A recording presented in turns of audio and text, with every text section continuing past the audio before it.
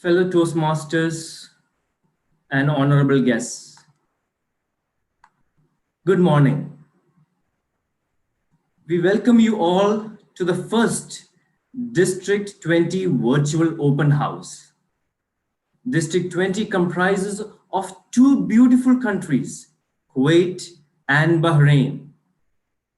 This is Toastmaster Rinosh Kurian Thomas, your sergeant at arms for today. We have viewers all around the world watching us, and I am sure you are all eager and excited to start the beautiful journey we are all in. To ensure that we have a smooth running of the online meeting and minimize glitches due to internet bandwidth, we kindly request you to keep your video switched off and the mic muted. Silence is the noble virtue.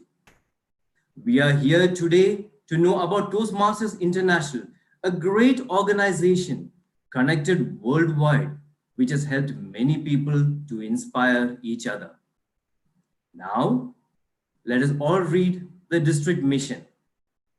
We build new clubs and support all clubs in achieving excellence. With this, I would like to introduce the Master of Ceremonies to take you further in this exciting journey. She is a dynamic and vibrant Toastmaster for over 5 years. She was the Toastmaster of the year 2016-2017, serving as a member of 3 clubs, holding 2 officer positions, VP Education and VP Membership. She is one of the CGD chairs as an open house coordinator. In professional career, she is a team leader for academic advising at American University of Middle East. With a round of applause, help me welcome our MC for today, distinguished Toastmaster Ola Rashid.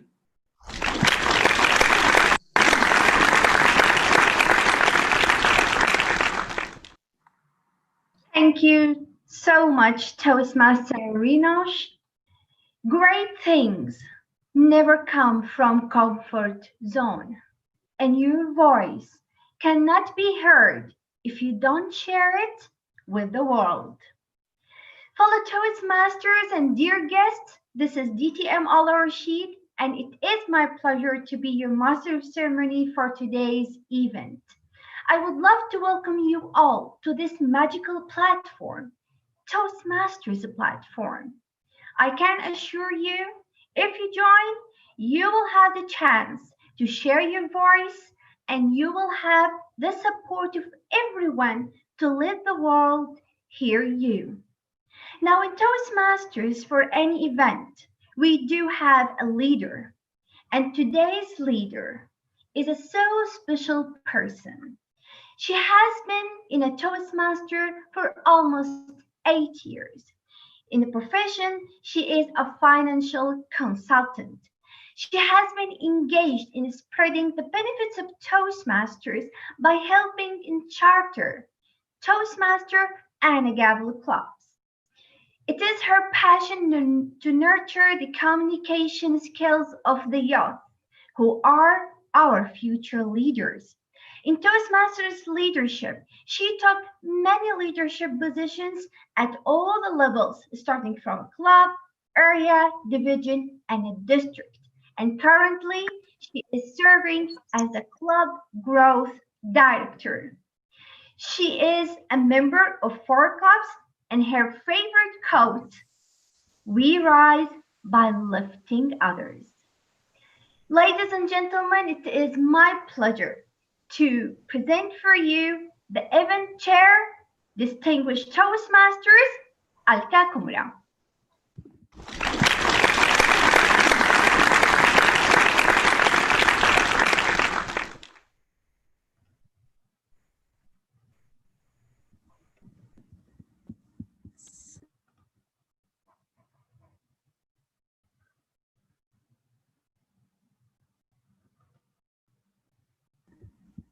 Good morning, fellow Toastmasters and our distinguished guests, all the attendees present here today.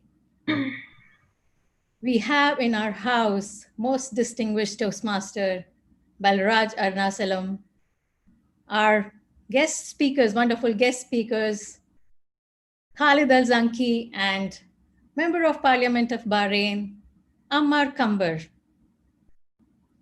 We have many distinguished Toastmasters who are the district officials, our region advisor, DTM Ali Shahbaz, DTM Wafa Salman, and all other district officials, my fellow Toastmasters and guests from the District 20 and beyond.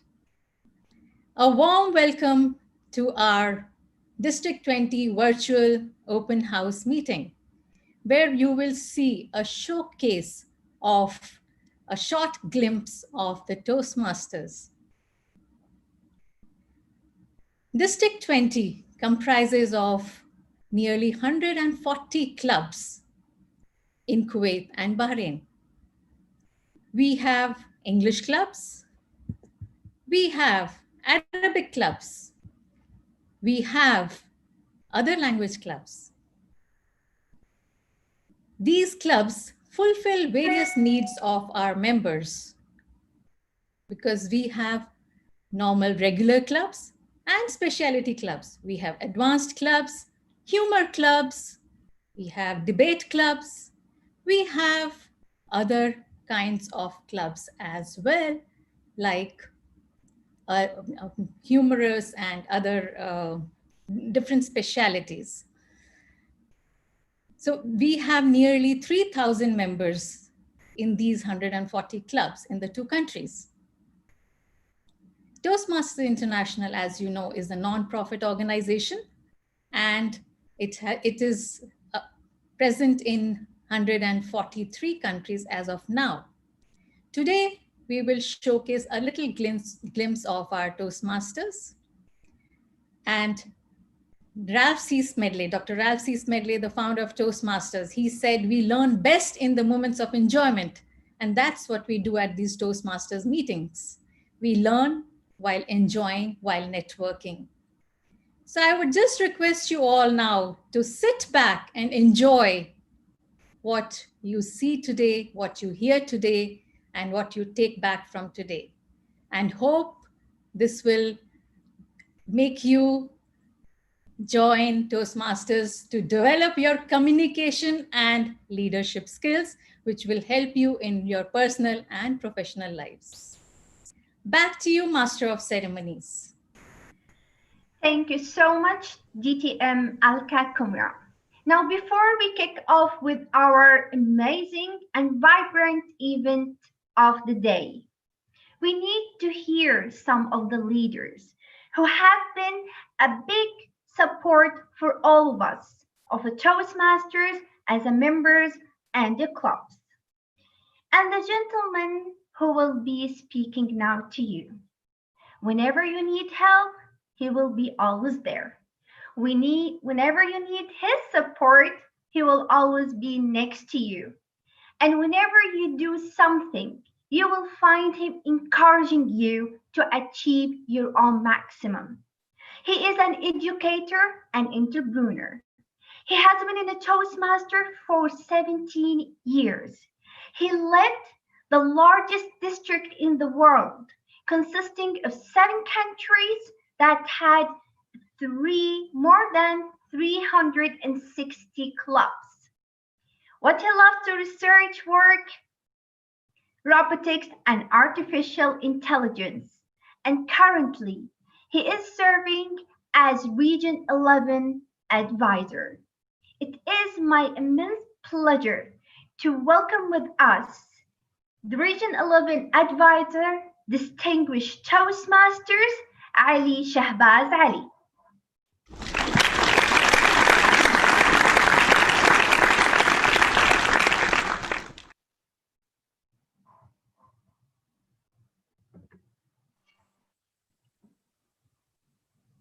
Our amazing MC, Ola Rashid, thanks for that introduction, and I hope I'm really worthy of it. Thanks a lot. Our past international president, Balraj, our dignitaries from Bahrain and Kuwait, our district leaders, District Director Wafa, PQD Salim, and CGD Alka Kumra, and to the organizers. Salamu alaikum and good morning to everybody from Region 11. Now for our non-Toastmasters who have given us their time today morning, special thanks to all of you. And to let you know, Region 11 is simply Middle East, Africa, and Pakistan. So we have districts, we have Toastmasters Club in all these three, I would say, big, gigantic places in Middle East, Africa, and Pakistan. So I'm very happy that Region 11, District 20, Bahrain and Kuwait has taken this initiative to come up with a virtual open house. Open houses do happen many a times by different clubs, by different areas, by different districts. But this is something unique. We thought, myself and of course our CJD, Alka Kumra, who is leading this project, that why not reach out to global Toastmasters? Maybe one of the non-Toastmasters will be inspired and join any club in the world. Our main intention today is to share best learnings that we got from this organization of public speaking and communication and leadership called Toastmasters International, what it has done to us, the positive changes it has brought in our life, and how would this help others when to bring them in Toastmasters and enjoy the same benefits and to take it back in their professional and personal lives. I'm very happy to see the line of speakers today who are right there as a member of parliament, as trainer and a coach, writer, as a businessman. So this is a great mixture for even us Toastmasters to learn from these line of speakers today, and also for non-Toastmasters to pick up so much of goodness that we have in this forum today. I wish the organizers all the best and looking forward to enjoy this forum. Thank you. Over to you, Ola Rashid. Thank you so much, DTM Ali Shahbaz. It's always a pleasure to have you. Now in Toastmaster, for each district, there is a leader. And District 20 was so blessed to have the Iron Woman. This is what I will call her. She has been in the Toastmasters since 2011. And during that journey, she has achieved the highest educational award, the Distinguished Toastmasters, twice. In profession, she is manager of the Learning and Development Department at the Australian College of Kuwait. She has an MBA in Strategic Management, and she is a certified coach and a trainer. And whenever she goes, all of you will see distinguished achievements. When she was an area director, division director, and even a program quality director for the district. Her motto in life is what goes around comes around. Ladies and gentlemen, please welcome with me District 20 Director, Distinguished Toastmasters, Wafa Salman.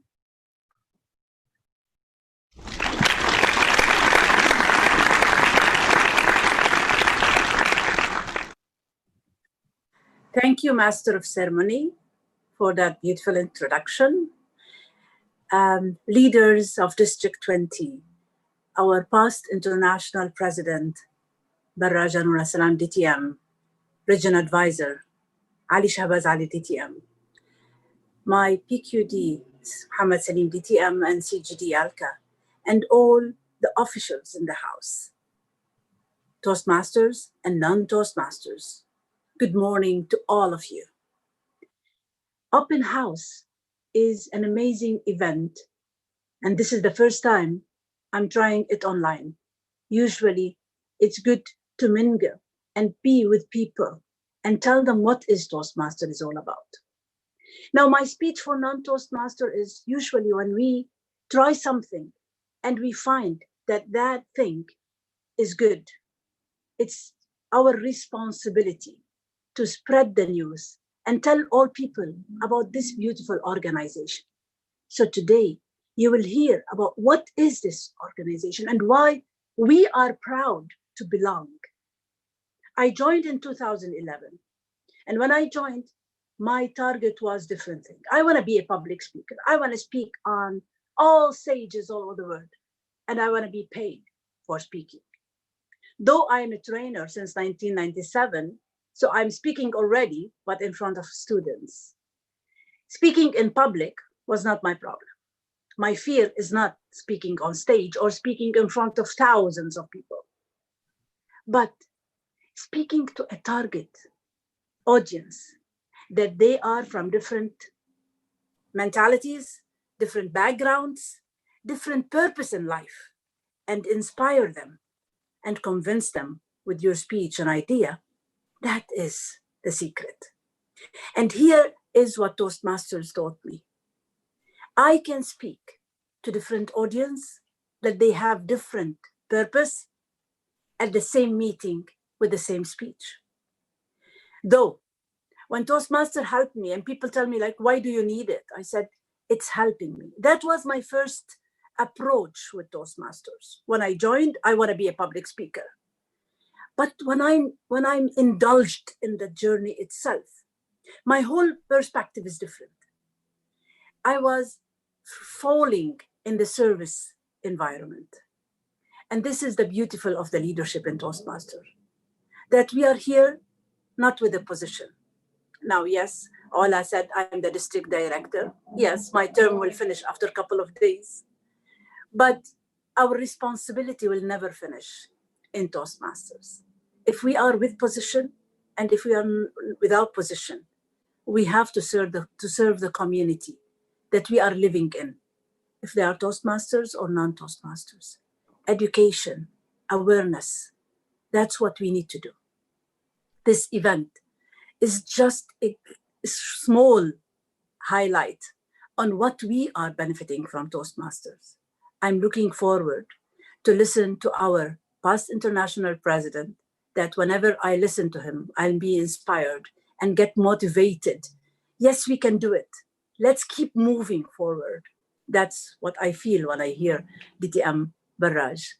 And definitely Khalid Zinki and the parliament member, it'll be a pleasure to hear you, to be inspired by your messages, and to give the word an idea about the servant environment and what is Toastmasters all about. Thank you very much. Let's enjoy the show. And thank you for the initiative of the DCGD and her team. Back to you, MC. Thank you so much, DTM Wafa Salman, for this great message. I know this event is conducted in English language, but that doesn't mean we are not proud of our mother tongue language, the Arabic language. And the Arabic clubs in this district, they have been blessed to have a vibrant leader. She has been in a Toastmaster for 7 years. She got the area Director of the Year award. She is a Pathway Ambassador. And when she was a division director, she led her division to reach the highest achievements. She is a club coach and a member in a translation committee in the district, a sponsor and a mentor of core clubs. And currently, she is sponsoring and mentoring 69 members. She is the president of Tamayus Toastmasters Debate Club, and currently she is serving as the head of the Arabic Club Affairs. And as she is presenting the Arabic clubs, give me this chance to present her in Arabic. نعلم أن هذا الحدث يعد باللغة الإنجليزية، لكن ليس معنى أننا لا نفخر بلغتنا العربية، وأن القطاع لا يعمل على الاهتمام بالأندية الناطقة باللغة العربية. وهذه الأندية كانت محظوظة لهذا العام للحصول على قائدة متميزة. إنها عضو في التوستماستر من 7 سنين، حاصلة على لقب مدير المنطقة للعام. وعندما كانت مدير قسم عملت على الوصول إلى النجاحات لهذا القسم. إنها عضو في الترجمة لهذا العام لقطاع 20، وهي مؤسس وداعم ومرشد ل4 أندية، وفي الوقت الحالي هي مرشد وداعم ل69 عضواً، وهي رئيس لنادي التوستماستر للمناظرات، وحالياً هي رئيس شؤون الأندية العربية للقطاع 20. Ladies and gentlemen, it is my pleasure to welcome the distinguished Toastmaster, Muna Lergab.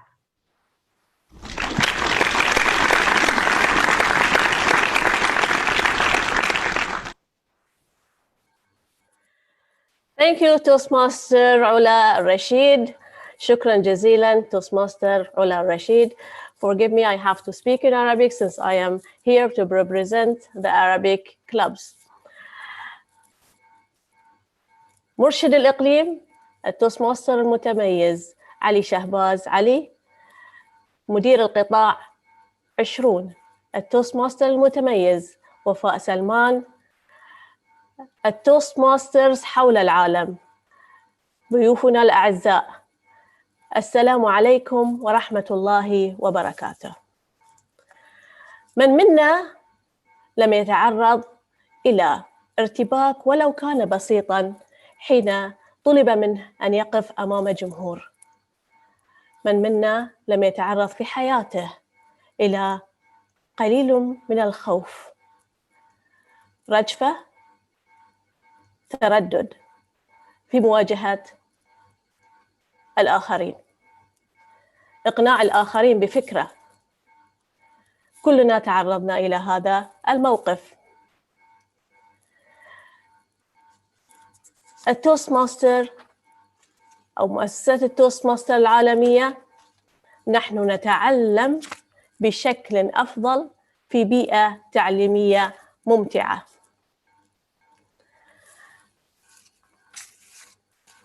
حيث هذه البيئة التعليمية الإيجابية اعتمدت برامج أثبتت فاعليتها على مستوى العالم في تطبيق مهارات التواصل وبناء الثقة بالنفس وتوفير البيئة المحفزة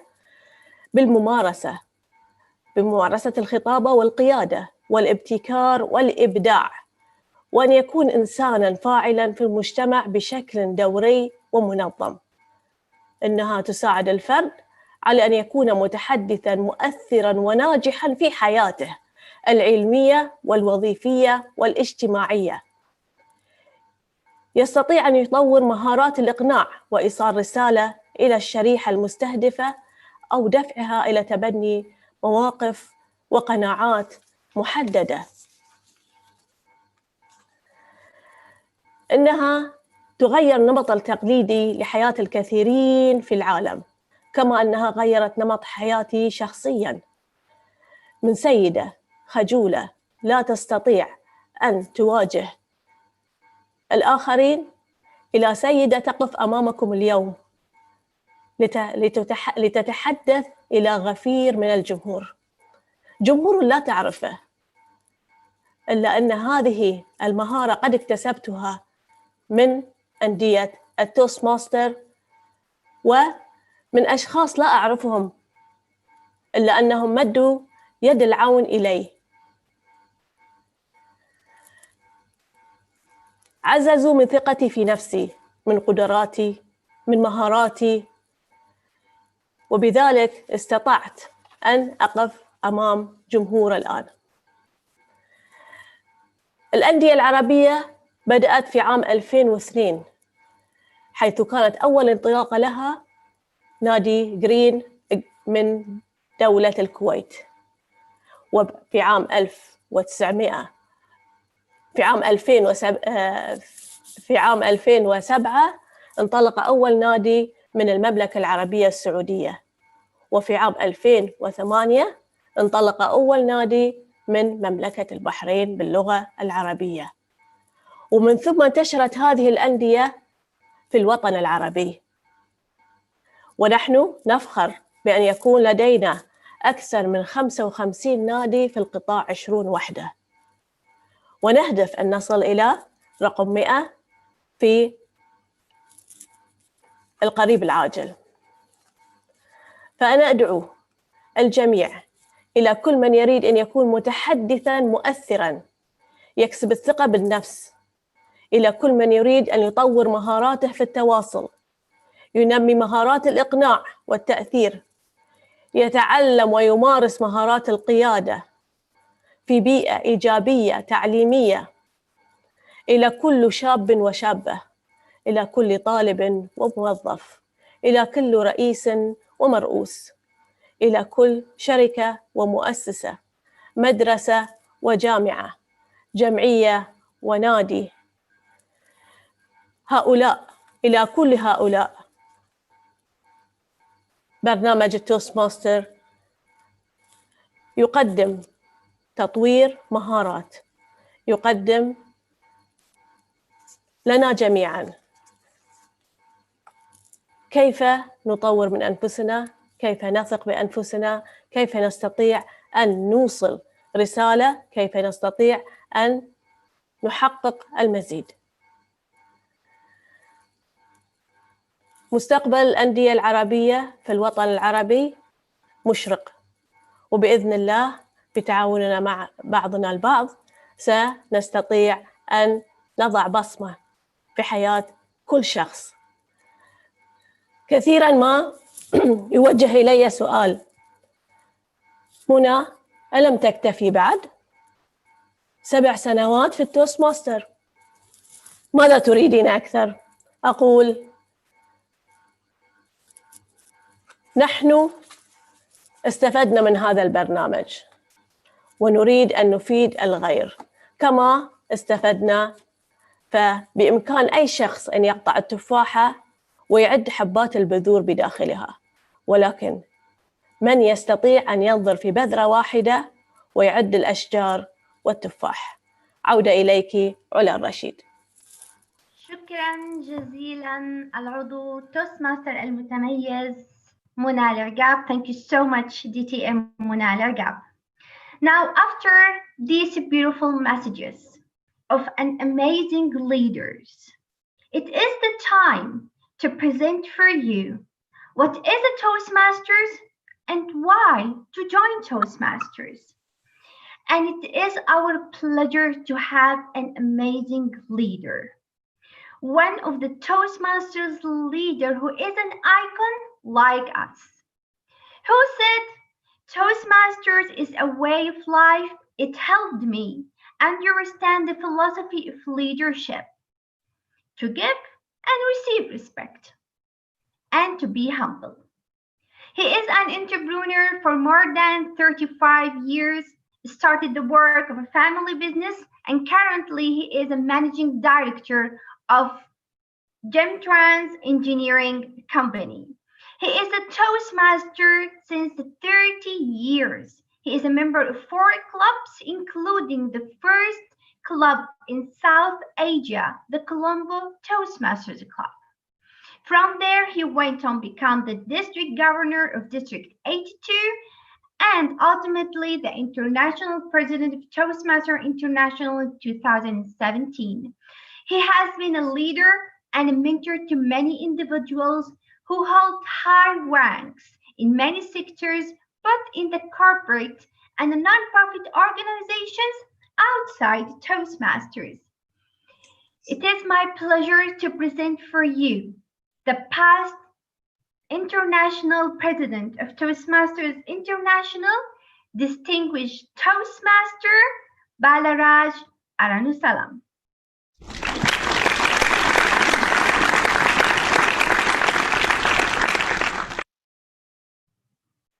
Thank you, Ola Rashid, for that kind words of introduction. At the outset, thank you for inviting me to share my thoughts about Toastmasters this morning. The risk in becoming the fourth speaker of the day is that your speech is already made by the previous speakers who really know what Toastmasters is all about. So I have to now find ways and means to yet tell something that has not been told before. That is Toastmasters. What is Toastmasters? To face the challenges that lie ahead of you on the table. So that to me is what I have learned from Toastmasters.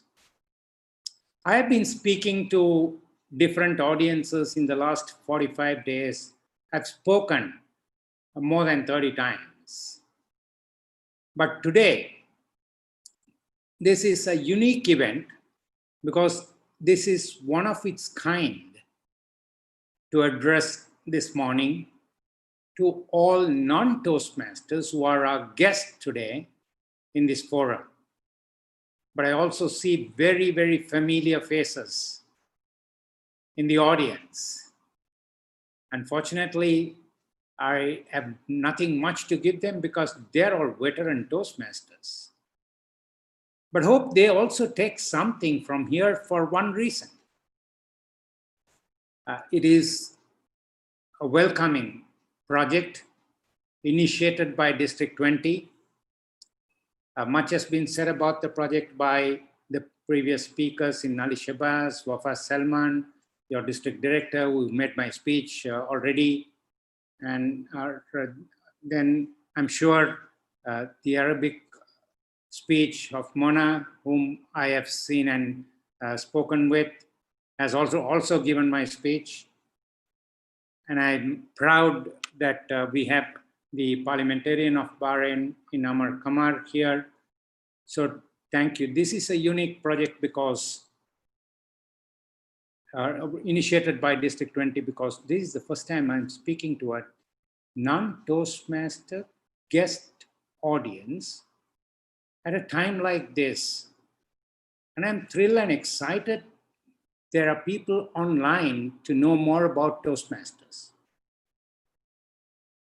So I will focus a little bit about the organization and then move on and focus my presentation today to the non-Toastmaster audience and just see what also we can do with our members who did not renew in the last cycle for obvious reasons we all know. So my message to all the Toastmaster veterans here in this forum is to also take something and appeal to those people who did not renew and also offer to help them in this point, at this point in time with their lives. Because as Ola Rashid said, Toastmasters is a way of life. It is not just a membership to learn and then get out. It is to build our core inside, and it is to keep working on a daily basis with ourselves. That is what Toastmasters is all about. So we are an organization founded in California in the year 1924, although our founder Ralph Smedley started initiating to form such an organization in 1905 in Illinois, Chicago, but it took 17 years for him to realize the dream that he set forth way back because of one single need. When he was the secretary of the YMCA at that time, he understood that many business leaders and corporate executives who came to the meetings did not have the skill of even proposing a toast. And that is why we are called Toastmasters. Not because we sell toasters or any bread and bakery products. So That is how the word Toastmasters emerged, and the name Toastmasters came about for the benefit of our guests. So thank you for putting this together. Whoever who initiated this is a great project that you have put on this online platform today. Thank you, Alka, for continuously keeping a track on me, and who was working on my program more than I do, because she never gave a chance for me to say no. And then when I was a little hectic and did not respond to her request for about 2 or 3 days, she just then came through the district director and said, see what this man is doing. So thank you for putting pressure on me to be here this morning to share about Toastmasters and what is Toastmasters. What is Toastmasters? It is not just a public speaking organization. We are about building tomorrow's leaders. We are about building corporate executives who have the power to change themselves. And Toastmasters will become handy and be a catalyst in order to make that happen in your life. We have been also recently recognized by Rotary International, another 117-year-old organization, a much larger organization than Toastmasters. So to some of some guests who are here in this audience, and to also our Toastmasters, we have been recognized for the skills that we have to offer, and for the program that we have to offer, even their 1.2 million Rotarians and another 650,000 Rotaractors. So I'm sure if such an organization has recognized the need with our skills, the guests who are here will definitely decide, because this is one of the best decisions that you made in your life to be here this morning. When I reflect on my journey, I also walked into a meeting in 1989 as a guest, not to speak or lead. I just went, like you today, to check out what is Toastmasters and why do I need to join. So at that time, we were a single club in this country, and so they really couldn't give all the reasons what Toastmasters is all about. Like today, what is Toastmasters? It is a life-changing organization. It is a life-changing engine that you will get into, a vehicle of transformation. That, my friends, is what Toastmasters is all about. One of the things, one of the opportunities that you have in your life is to create an impact because of your service in someone's life that will be remembered for a long time to come. One of your district officers whom I closely associated with me when I was in Bahrain, in Khalid Abdullah, sent me a private chat now and said, I'm on time. Now, I did nothing for that, but Toastmasters taught me to be on time to a program. So when I just shared that with him, he associates me with just being on time. To cut the story short, that's the kind of impact that you can create in anyone's life when you have the opportunity. And this great model and the art of evaluation, which is unique to the Toastmasters program, my friends. There is no other organization which will give you a feedback on how you performed before you leave that meeting. And because you got a feedback, you will change your vocabulary, and from a abrasive language, you will turn yourself into a passive language speaker. And from ordering, you will turn into requesting people to do things if you're a corporate executive, and even your spouse, vice versa. So that's the power of evaluation, but it'll look like that you're getting just an evaluation of your speech, but it is not that.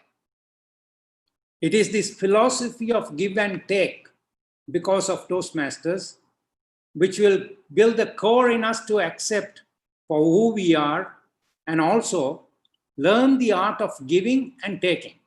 That's what I saw when I walked into this meeting in 1989. People who had the gift of the gab, people who were eminent speakers and who knows who of the city, were giving speeches, and their friends were evaluating them. Only thing they did not do is to rip apart their clothes, but they ripped the speech in every angle possible to give that feedback. And it was amazing. And I thought, what are they doing here? But later I realized that was the uniqueness of the Toastmasters program. It is a friends helping program, friends helping friends program. We had different themes until 2011, and then we rolled out a new theme for Toastmasters called Toastmasters Where Leaders Are Made. Yours truly was a Toastmaster who could not speak for 20 seconds.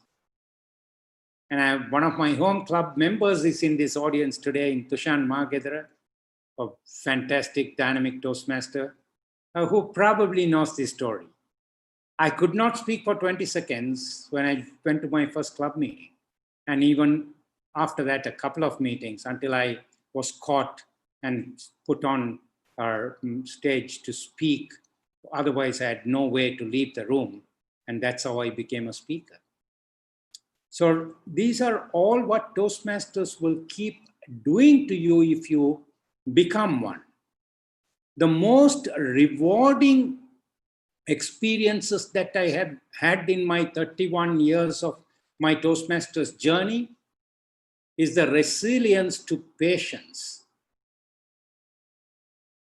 If you're a Toastmaster and if you keep renewing your subs and be a Toastmaster, the ingredient for patience is all about Toastmasters. That to me is what Toastmasters was all about.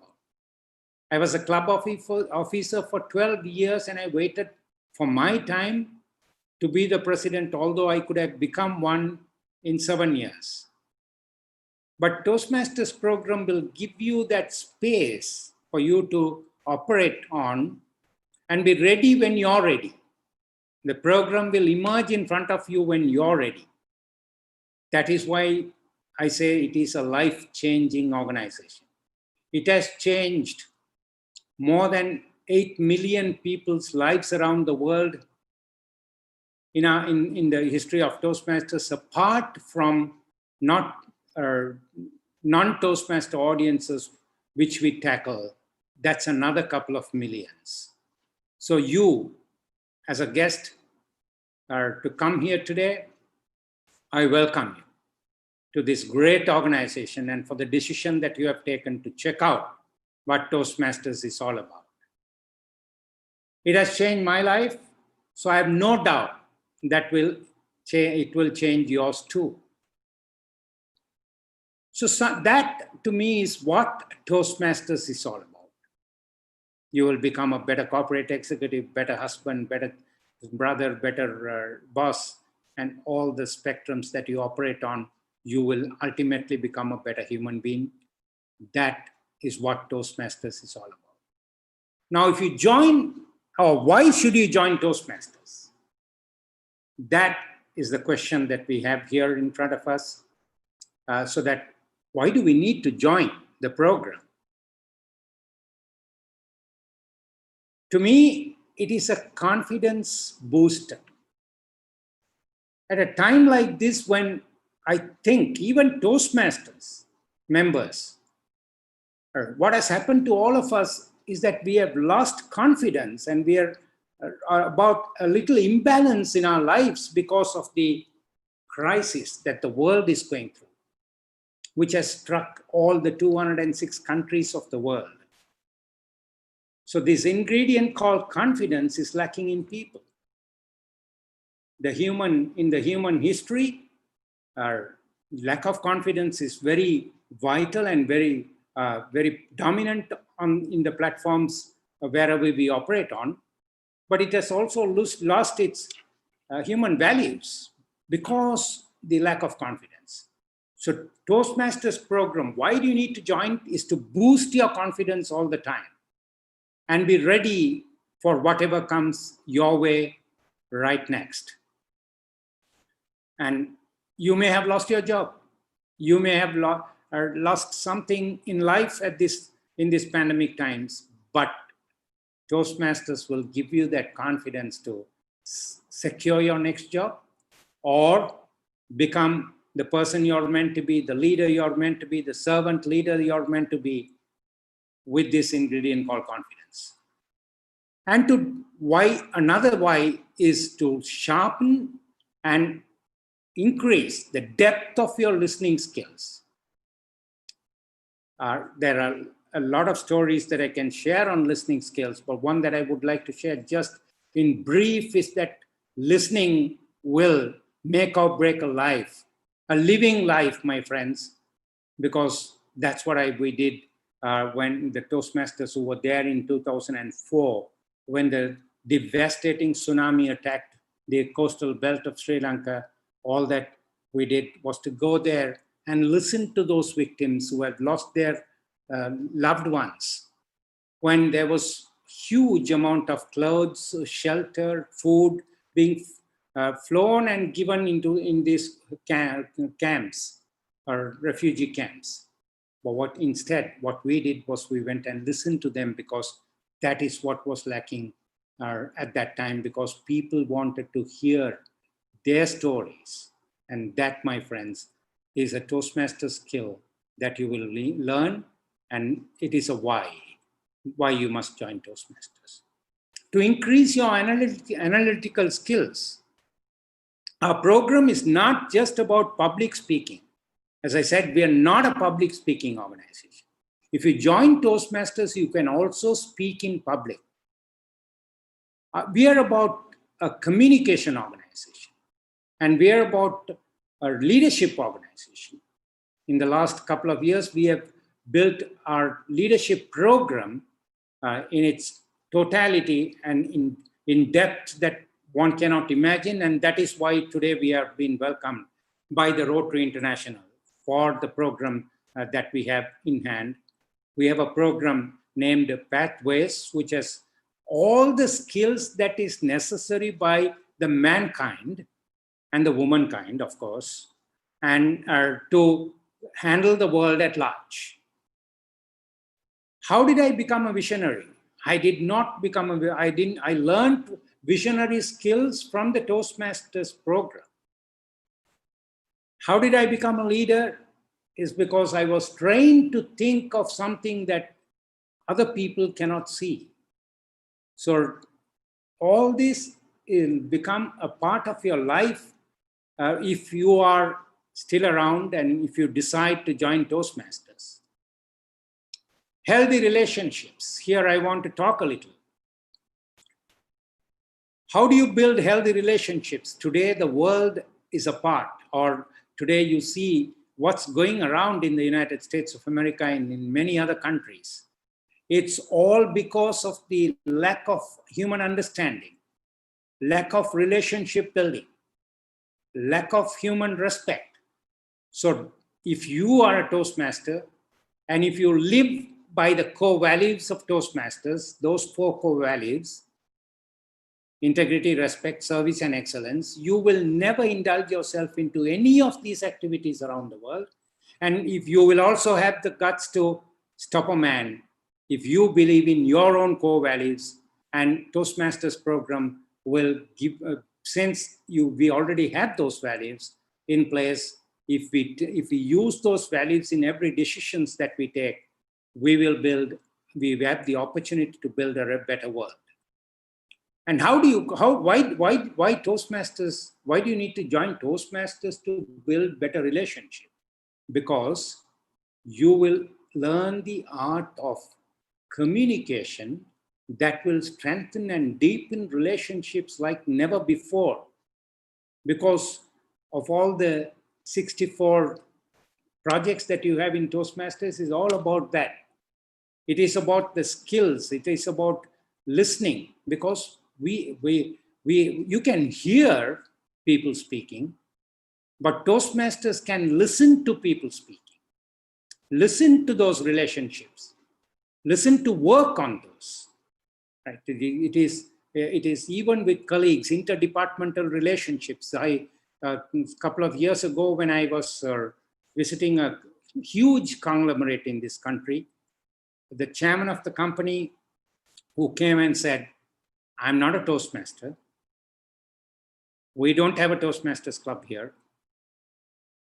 But I can tell you that because of your program called Speechcraft that you ran in this company, people who came to that program is now able to work in cohesive partnership with their colleagues. And when they walk into the boardroom, they're speaking. People who have been with me for 15 years, whom I've never heard speaking, is now speaking and tabling fantastic thoughts and ideas, which they never did before. That is why you need to join Toastmasters. And today in that company, we have one of the most dynamic clubs which has produced leaders and speakers. And why do they need Toastmasters? Today, more than 1,000 corporations in the US, and about 10,000 of our clubs, out of 17,000, is in the corporate world. We are the only organization that can enter a profit world to offer the art of communication and leadership. We are the only organization that I know who is welcomed in that domain of the profit world. So you will learn all the skills, and that is why you need to join Toastmasters to go deeper into the program and get all the golden nuggets that you will need at that point of time in life. Today, in life, as a corporate executive and an entrepreneur, there are some skills that I lack, which I need to face the challenges that I can see in the foreseeable future. They're talking of second waves and third waves, and in October and November, when you hear of those things, one decision that I can make apart from all the other things is to go deep into the program called Toastmasters and pull all those nuggets out and from that knowledge bank, from that well, and draw from that well all that we need because of the program, and then just run that at our clubs and companies to become a better communicator and to boost our confidence so that we can use all those skills to win over, to pass through these difficult times. And that is why to all the guests here, I welcome you to Toastmasters, because this is an outstanding program to build you as an executive, to build you as an outstanding leader, to build you as an outstanding human being at large. Because ultimately, why do you need to join a program when the whole world is in a disarray and then spend money on an online platform? Because even there, my friends, all the skills that we need today are becomes very handy even on the online world or the virtual world. Today we will be compelled to work from home. Millions of people are not willing to go to offices, or the companies don't want them to come to offices because of all the risks that we are running. So how do you operate, and how do you really work on this at these times? If you're a Toastmaster, you will know to realize all the languages that you hear even on a virtual platform. you have some vital skills that you will learn out of Toastmasters to even appreciate and create all these impressions that you want to create on a platform for others to see. When you talk of all the body gestures that you can use, body language, vocal variety, your facial expressions, like what Ola did today, right? All of us can do that if we are a Toastmaster, because that is what we need at this time. How do we put out our emotions when we don't have the opportunity to go to our offices and then just sitting at home?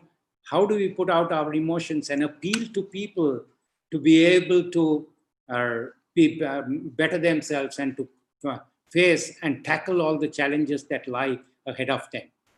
Join Toastmasters, my friends. And to all those people, I would like to just take a glimpse on all those people who did not renew the Toastmasters membership.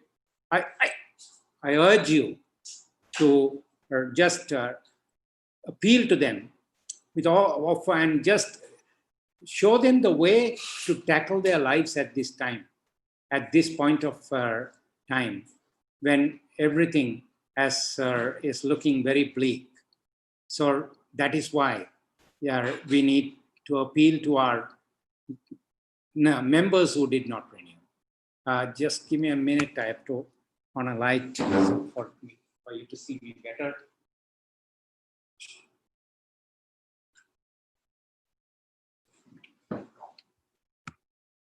I decided some of you are bright and shiny and my lights were not on, so I just put it on. So that, my friends, is about the Toastmasters program and why you need to join Toastmasters. And what Toastmasters is all about is what I just shared with you. So to all those people who are in this platform, and I'm happy to see the numbers going up. So all the guests who are in this forum, I welcome you, and come and join us even while we are unable to meet face to face. You have a lot to take from this program, which you have the opportunity to roll out even just sitting at home. And we will just guide you through the program. Every one of us have the opportunity, whether we are 31 years in Toastmasters or 3 years in Toastmasters, or we decided to join today, the program will emerge and stand in front of you in the same manner to all those people who have been in 30 over years. So we are here to roll out the program to you to be able to keep going and walk this journey called Toastmasters, this journey called transformation in building a better tomorrow. Toastmasters is where leaders are made. Over to you. Thank you so much, DTM Barraj. That was a so exciting and interesting speech from you. Now, I do have 2 questions that have been shared from the audience.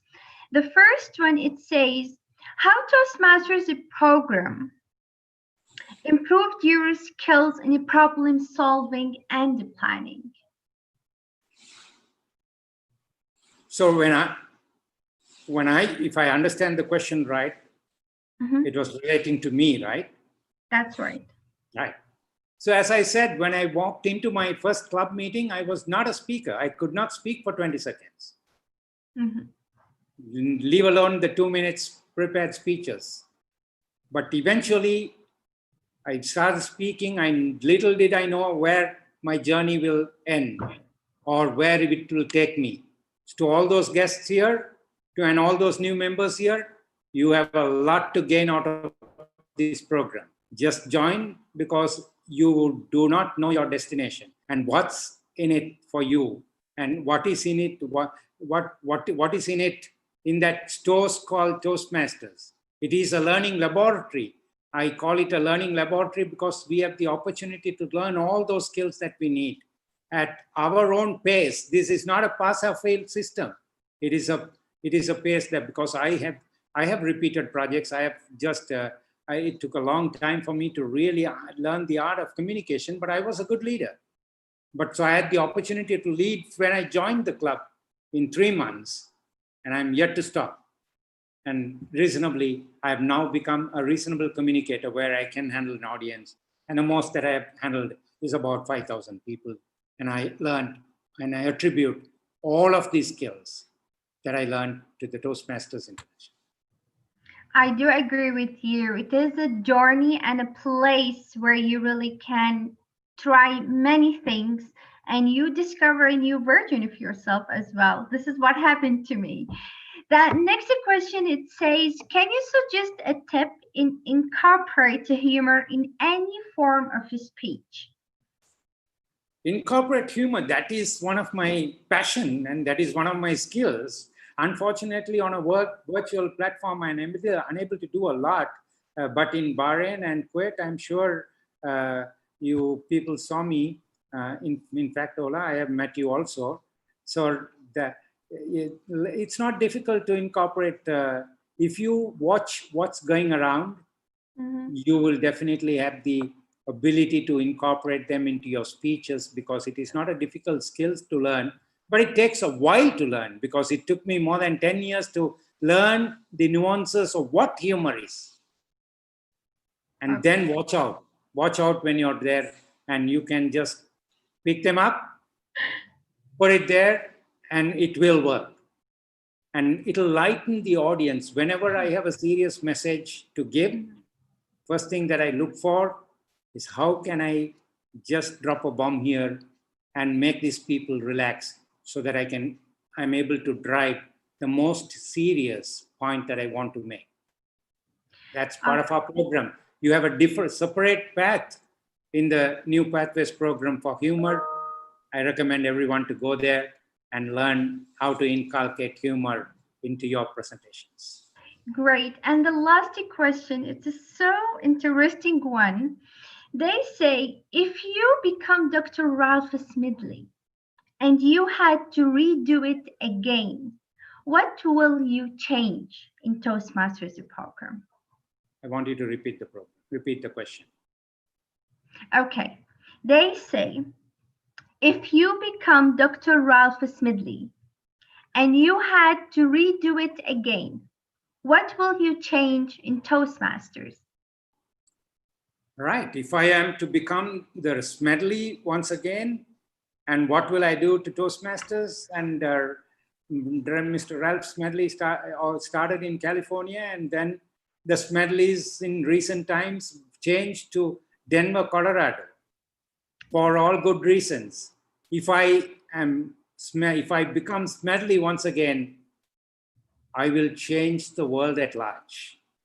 And I will appeal to all the nations and just make the United Nations understand there is nothing more important than the art of communication to stop all the disruptions that has hit the world, because we have the power to change the world and for the world to be a better place for all of us to live. That's great. It's not enough to speak to you and listen to you, DTM Balraj, but because we need to proceed with the rest of the event. The rest of the questions, if you wanted to have any questions for DTM Balraj, it will be answered by email. I would love to thank you so much for your always support for all the Toastmasters in everywhere in the world. Thank you so much, DTM Balraj, for being with us today. Thank you, Ola. Thank you for this day.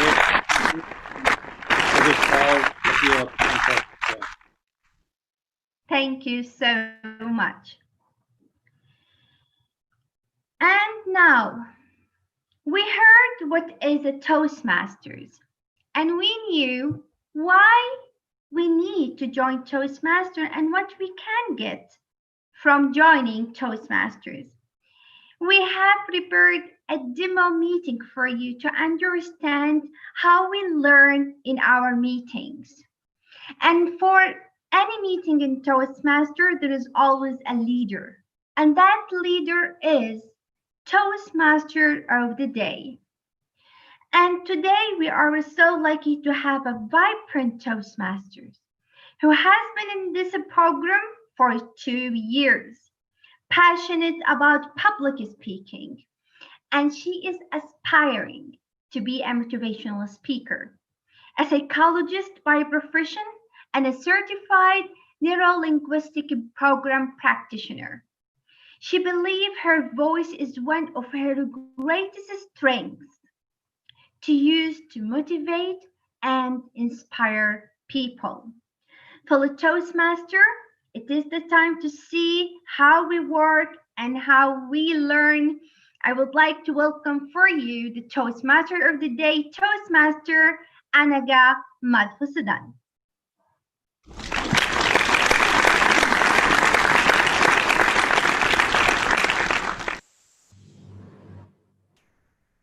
Thank you, Master of Ceremonies, for the warm welcome and introduction. A very good morning to our dear guests, dignitaries, and everyone who has joined us this morning. Your voice matters, and so let your voice inspire. In life, you may get very little chance to express and inspire people through your words. But through Toastmasters, you always get a chance to express yourself, impact, and inspire others with your words. With this, let's move on to introducing our role players for today's demo meeting. In Toastmasters, time is everything.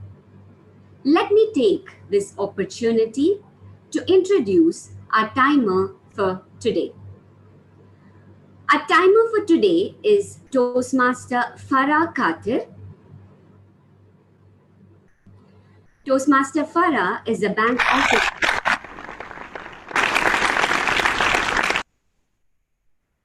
Toastmaster Farah Khatir is a bank officer at a commercial bank of Kuwait. She joined Toastmasters in the year 2019, September.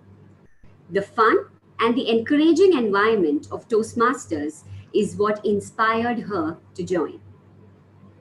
Toastmaster Farah, may I invite you to please tell us your role as the timer. Thank you so much, Toastmaster of the Day, Toastmaster Anaga. Good morning, fellow Toastmasters and dear guests. My name is Farah Khatir, and as a timer, I will time the table topic speaker, formal speeches, and the evaluations. It is my duty to alert each speaker of the time they have left, using the following backgrounds: the green, the yellow, and the red, which will later denote the specific times remaining. Thank you, everyone, for attending. Have an optimistic day ahead, and back to you, Toastmaster of the Day, Toastmaster Anaga. Thank you, Toastmaster Farah. Grammar is very imperative in Toastmasters. And to take care of this aspect, we have a grammarian for today's meeting. Please help me welcome our grammarian, Toastmaster Daisy Cervantes. Toastmaster Daisy is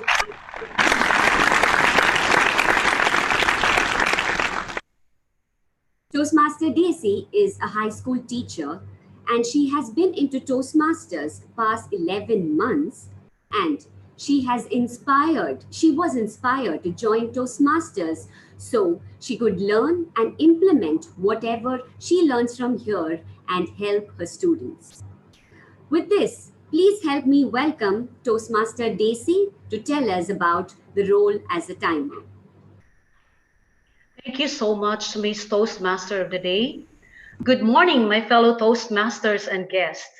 As grammarian, it is my responsibility to listen attentively to all the speakers, paying close attention to their language usage.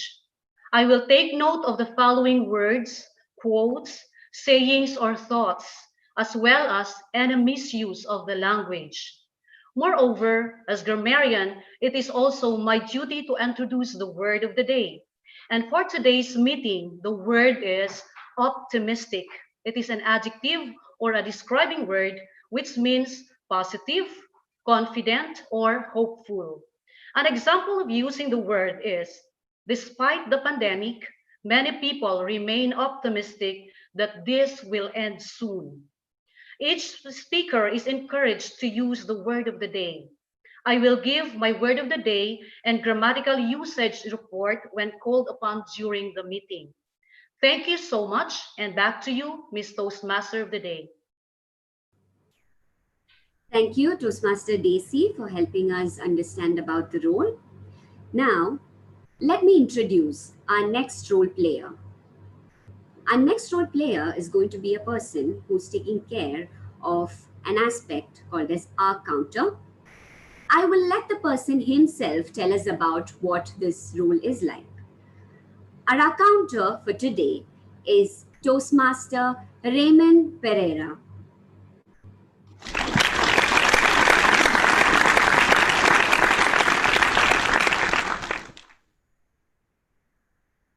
Toastmaster Raymond is an IT consultant by profession, and he is an upcoming trainer, corporate trainer, who has about 8 years of experience in Toastmasters. Please help me welcome our counter for today, Toastmaster Raymond.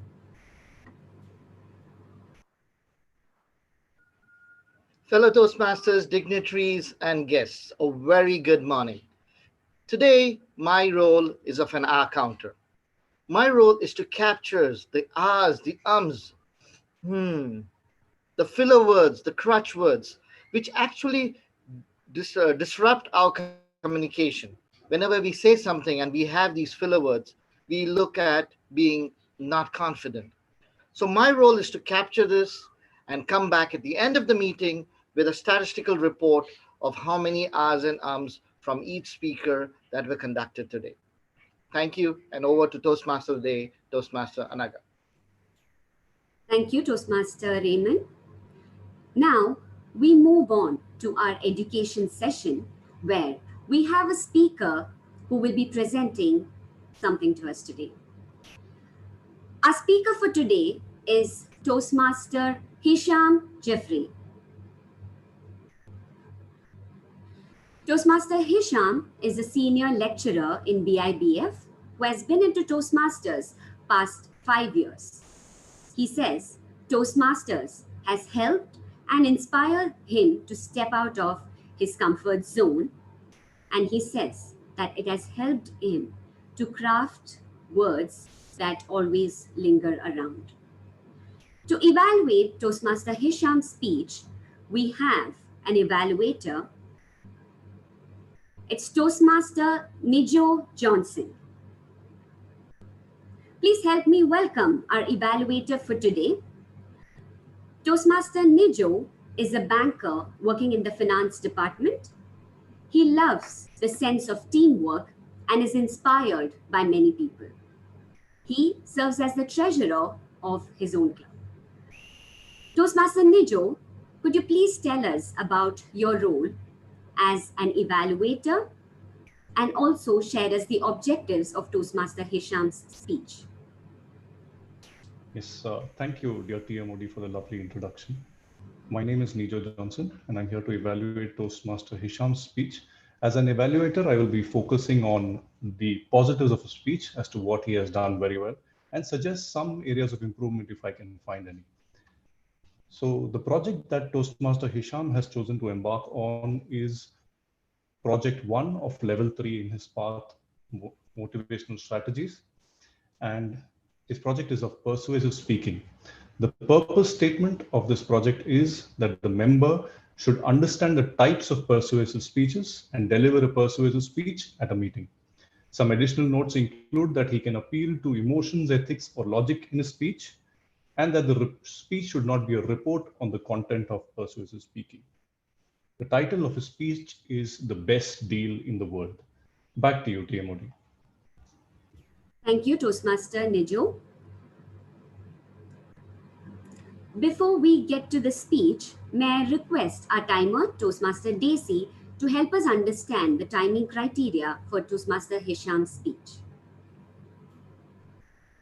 Okay, Toastmaster Anaga, for Toastmaster Hisham's speech, he is allowed 4 to 6 minutes.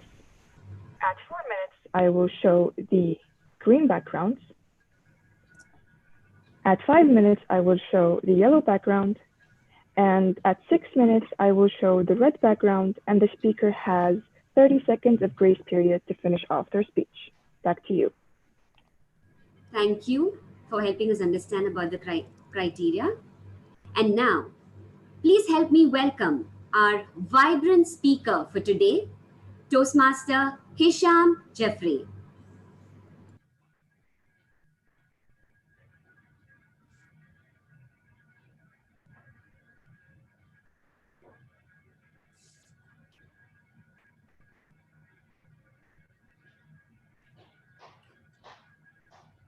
Do you want to be loved, appreciated, recognized? Do you want bonuses, promotions, increments? Would you like to have the secret formula to achieve all these objectives? In the next 7 minutes, let's find out the magic formula that will unlock these pleasures and treasures beyond measure for you and for me. Madam Toastmaster of the Day, dear participants, good morning to you. Paul J. Meyer, the founder of the Success and Motivation Institute, says this: communication, the human connection, is the key to personal and career success. Do you agree?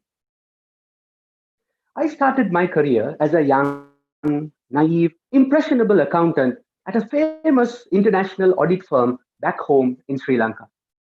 Every day I used to work 8, 10, 12, and sometimes 14-hour days. Some days I would leave home before the sun rises and get home only after the sun sets. With all this optimistic, back-breaking work, salary increments were a myth. Bonuses were jokes. Promotions were magic. While we were hard at work, what do you think the managers, senior managers, and directors were up to? Eternally going to business meetings.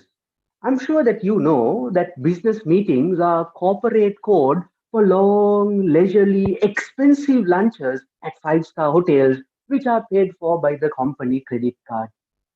I could never understand how they were getting all these benefits while smiling and joking and talking, while I was getting nowhere with all my working and working and working. Finally, around 3 a.m. in the morning, while reviewing the same audit file, what seemed to be like the 127th time, a senior manager took pity on us, and he said something which I treasure to this day. Until you are a manager, you must work hard. Once you are a manager, you must convince others to do the work for you. That is why you are called a manager. My friends, almost 2 decades later, those words still ring loud and true in my ears. Being able to communicate and articulate your vision, mission, and objectives in such a way that others will follow you is the very essence of success and leadership. Warren Buffett, the billionaire investment guru, has this to say about communication skills. My public speaking course is arguably the best investment I made in my life. Why should we listen to him? Because his investments are worth today 73 billion US dollars. Warren Buffett also goes on to say that you can easily double your value as a person if you invest in communication skills. The message is clear, isn't it? The bridge between you and your success is built using bricks of clear, effective, charismatic communication skills. Great. What next? Pick a communication skills course. How will you do this? Get onto Google and put a Google search. But the information is not so optimistic. On average, English and communications courses in Bahrain cost between 57 BD to $420 25 BD. That's not so optimistic. But wait, there is a solution. It's a proven formula, guaranteed success, easy to follow, been around for almost 100 years. Toastmasters International is arguably the world's leading communication and leadership course, with over 350,000 members worldwide.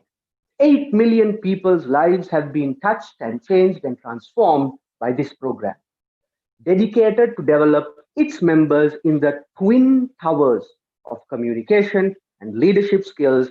This is arguably the best value for money program you would ever invest in your life. You don't believe me? Let me prove it to you. How much does a membership in Toastmasters International cost? It's $45 every 6 months. That means $90 annually. When you translate into BD terms, it's about 36 BD per year. 36 BD is about 3 BD every month. And that is the price of a cup of coffee. For the price of a cup of coffee every month, you get access to the best opportunities to learn speaking, to train in leadership, for professional networking, a structured education program, to take part in contests that take you all the way to the world stage, and training from the best professionals in the industry. What should you do now? Today is the first day of the rest of your life. Today, you have an opportunity to be part of the best communication and leadership program in the world. Today, you can take advantage of the best deal in the world. Will you take it? I want to leave you with these words. The author, educator, and media personality Charles R. Windall says this: life is 10% about what happens to you and 90% about how you respond. This program has happened to you today. How will you respond? Will you take this opportunity, the best deal of a lifetime, to transform your life? If you do, your future is optimistic. Will you take it? Back to you, madam. Thank you, Toastmaster Hisham. That was indeed a very motivating speech. Thank you for sharing your journey with us. With this, now, we move on to a very engaging and interesting segment of our Toastmasters meeting, and that's called as Table Topics. To conduct the Table Topics session, we have among us Toastmaster Kriti Singhvi,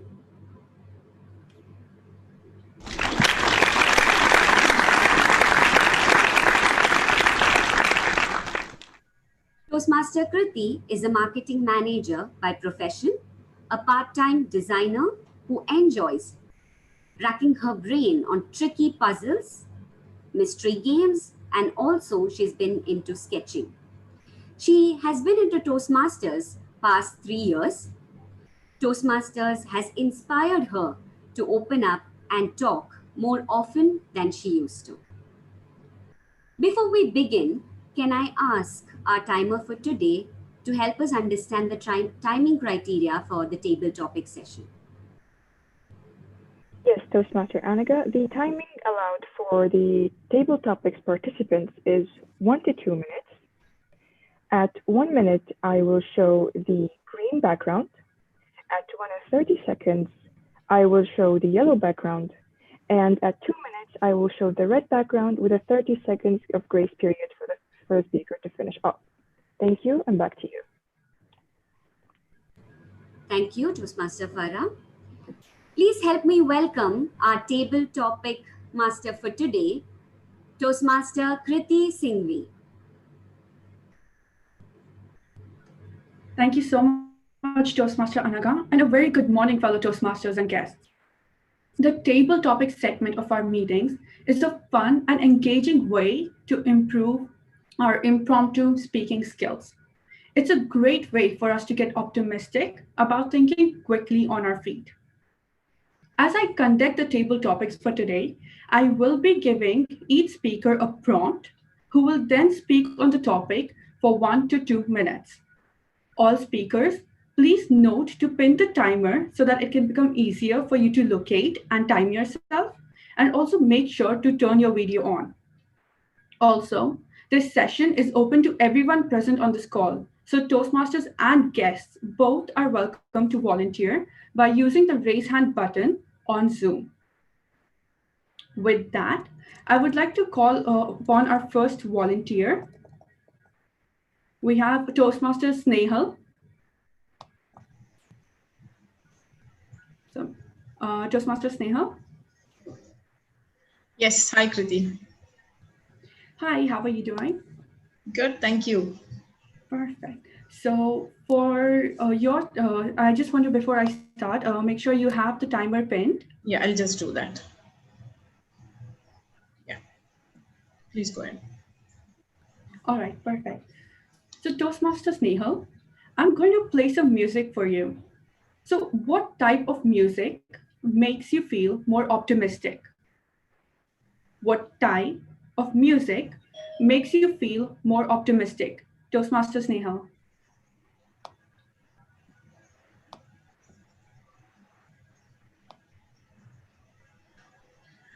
One of the fondest memories that I have from my childhood, rather one of the most vivid memories that I have from childhood, is walking into the kitchen early in the morning before going to school, me and my brother in our uniforms, and 2 large glasses of milk kept on the dining table, with my mother quickly preparing the breakfast and lunch eventually.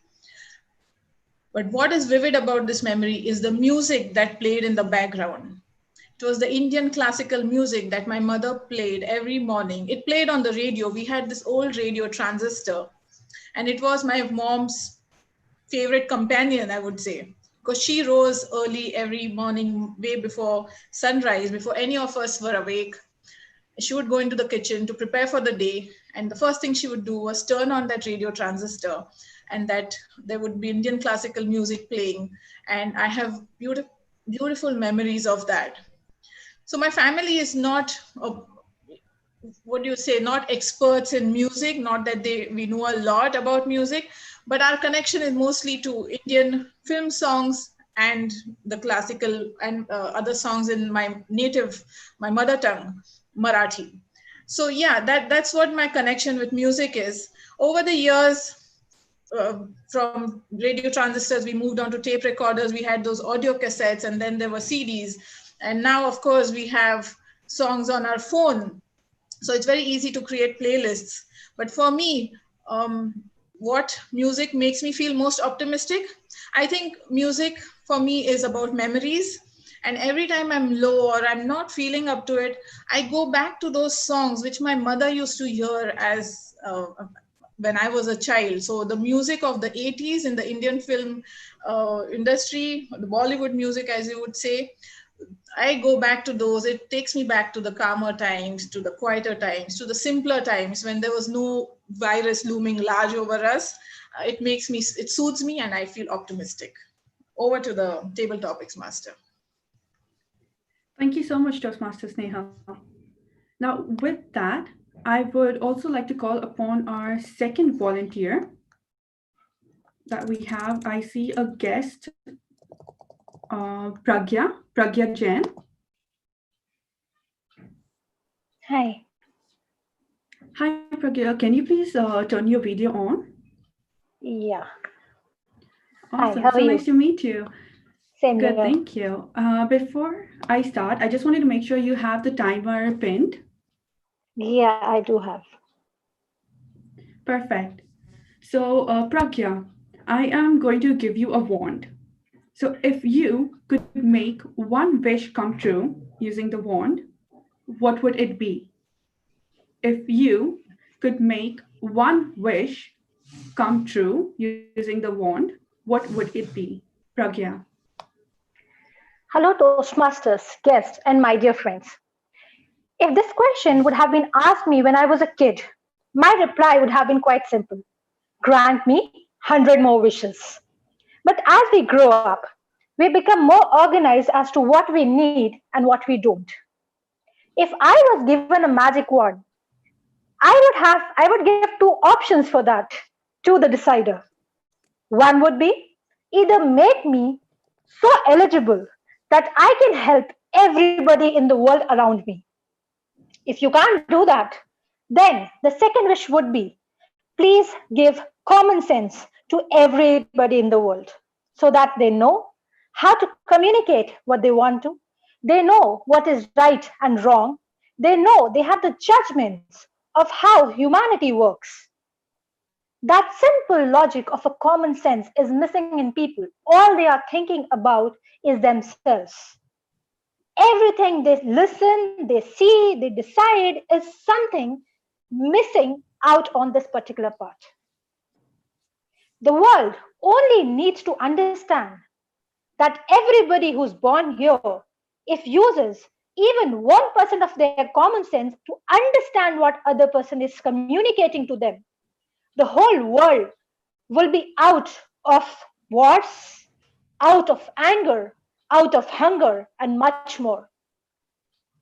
What I do is simple. When somebody comes to me and asks for food, I don't take that person just as maybe he's just making ideas as to getting food from me when they would just spend that money and have maybe some drink. I just look at that person, apply my common sense, and see whether this person is really hungry, is really in need of support or not. When somebody comes and tells to me, oh, Hindus are like that, Muslims are like that, Christians are like that, I just use my common sense. They are all humans. And that's something which is missing. I hope all of us are granted that. Thank you. Over to you, Toastmaster. Thank you so much, Pragya. And that was amazing. So for our next volunteer, I see we have Hazel D'Souza.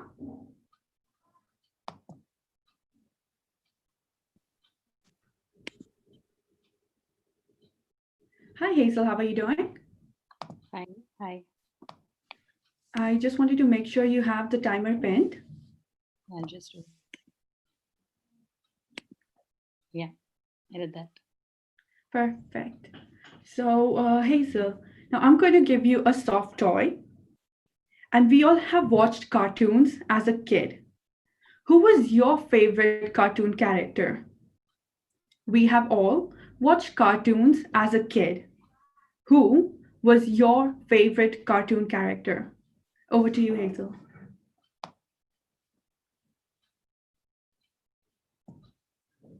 As a child, I don't remember being very interested to watch cartoons as such. But as per what I can remember, my favorite one was Tom and Jerry. And somehow, I don't know why I love that. I love seeing, whenever I got a chance of watching Tom and Jerry, what I loved most about that particular cartoon was the humor involved. It is applicable to all kinds of genres, in the sense from a small child till an adult. Anytime you watch that cartoon, it gets you all playful and all excited. And sometimes I think that cartoon is the way we should live our lives. I mean, we shouldn't take our lives seriously, which, including myself and so many people around, we tend to take our lives very seriously. And bringing back that cartoon again to my mind, I just would always want to be like those, like Tom the cat and Jerry the mouse in the cartoon. And I feel that we should always live our lives like them, humorously and playfully, and take life in a very happy and cheerful way. And I'm sure that will keep us always vibrant and enthusiastic. Over to you. Thank you. Thank you so much, Hazel. Now, with that, we are coming to an end for our table topics session. But before I hand over the podium, I would request our timer, Toastmaster Farha, can you please provide us with a report for each speaker and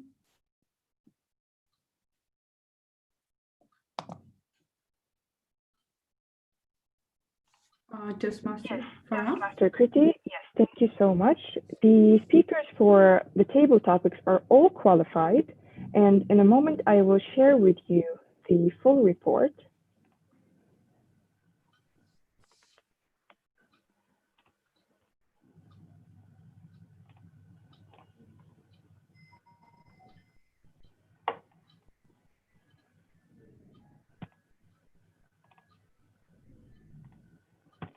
According to the report, TM Senehal, she only took 2 minutes and 18 seconds, therefore she is qualified. For our guest, Pragya, she took 2 minutes and 14 seconds, therefore she is qualified. And finally, our Toastmaster, Hazel D'Souza, she took 1 minute and 28 seconds, therefore she is also qualified. Thank you, and back to you. Perfect. Thank you so much for the timing sessions. Now, usually in our table topic segments for our meeting, we have table topics that run up to 6, 7 speakers. However, since this is a demo meeting, we have limited to 3. But with that, I see we have a polling launched for about 30 seconds. So please vote for who you think was the best table topic speaker.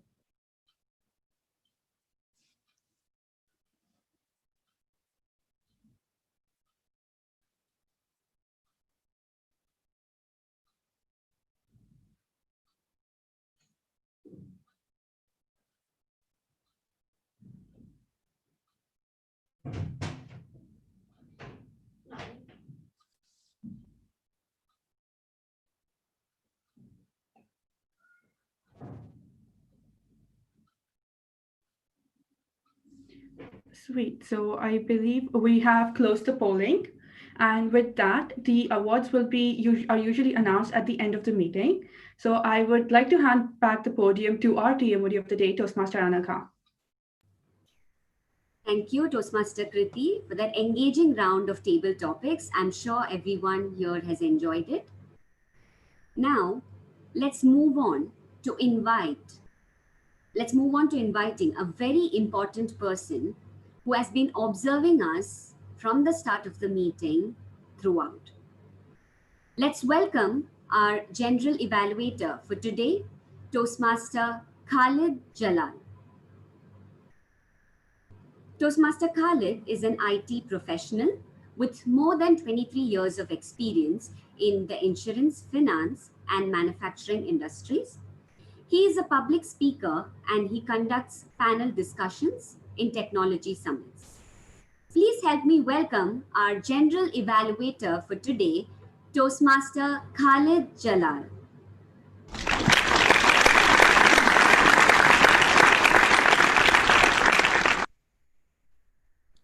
Thank you, Toastmaster of the day. Let me start with a quote from Dr. Ralph C. Smedley, the founder of Toastmasters International, who quoted, "To the other values of Toastmasters training, let us add this one with emphasis, that it is the busy man's best chance to take a postgraduate course in a general information without inconvenience or loss of time." For Toastmasters and guests, as a general evaluator, I have 3 fundamental roles to perform today. I will be introducing the speech evaluator and call him on mic to present his evaluation for the one and only speaker we have today. My second role is to introduce and invite the timer, our counter, and the grammarian, who we call as the role players in a table in the Toastmasters meeting, to share their reports. And at the end of hearing their reports, I'll be sharing my constructive comments about the session overall. So let the show begin. Ladies and gentlemen, to evaluate the first and only speaker of today, Toastmaster Hisham Jeffrey, let me invite his evaluator, Toastmaster Nijo Johnson. Toastmaster Nijo, the floor is yours.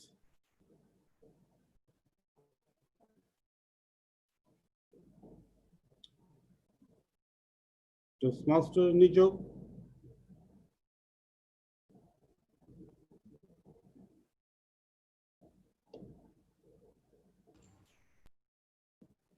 evaluator, for the introduction. Simon Sinek, the author of Start With Why, once wrote, "Great leaders communicate and great communicators lead." Dear guests, Toastmasters, and my target speaker, Toastmaster Hisham, what an honor it is to be able to evaluate the District 20 champion. Toastmaster Hisham's objective was to persuade the audience of his message by appealing to logic and emotions. Was he able to communicate his vision? Did he persuade you? I do not know what your answers are, but for me, the message was loud and clear, and I felt that his persuasive techniques were quite effective. Let us begin the evaluation by focusing on the positives of his speech as to what he did really well. Firstly, when you speak to any audience, the first thing that you concentrate on is your audience. The project and the topic that Hisham chose lent well to the occasion, saying that in attendance we have many guests and there is a non-Toastmaster, many non-Toastmasters attending the session as well. Coming to the speech structure, he began with a question. Starting off with a question and interacting with the audience is an effective tool to hook the listeners into the rest of your speech. He then shared a personal story. Personal stories again work well because when you mention a personal story rather than mentioning an impersonal anecdote, you show the audience how much you yourself are personally invested in the story. This helps to sell your story to the audience in a better manner. Toastmaster Hisham, as I said, is an established speaker with many tools in his repertoire. He used many effective speaking techniques such as triads when he made the joke about promotions, bonuses, and increments. He used humor and exaggeration effectively when he spoke about reviewing a document for the 127th time. Also, giving a speech enables you to communicate non-verbally as well. You get to use your body to enhance your message. Let me tell you, I felt Toastmaster Hisham's body language was well rehearsed and it seemed natural throughout. For example, he used unilateral hand gestures to sell some points to us. He also leaned forward as if to tell us a secret, as if to let us in on a secret, and he went back to show how impactful the point that he was talking about was. I felt he used his body language really well. Now, coming to the second part of my evaluation, I would love to share some points of recommendation with the district champion. To begin with, while I liked your body language, I felt you could have enhanced your body language a bit more by making better use of the speaking area. As I mentioned earlier, you leaned forward and you went back. Perhaps you could have also tried moving from the audience's left to the audience's right. Begun with your opening in one place, concluded maybe in front of the camera to show how impactful your message should be. I felt that could have enhanced your speech. Secondly, effective storytelling is about setting up a conflict, then transitioning through the conflict either through discovery or through tragedy, and then ending up with a resolution of the conflict. You set up your conflict beautifully when you said you struggled in your audit firm, you had to work a lot, you were overworked, the managers relaxed and they had a walk in the park.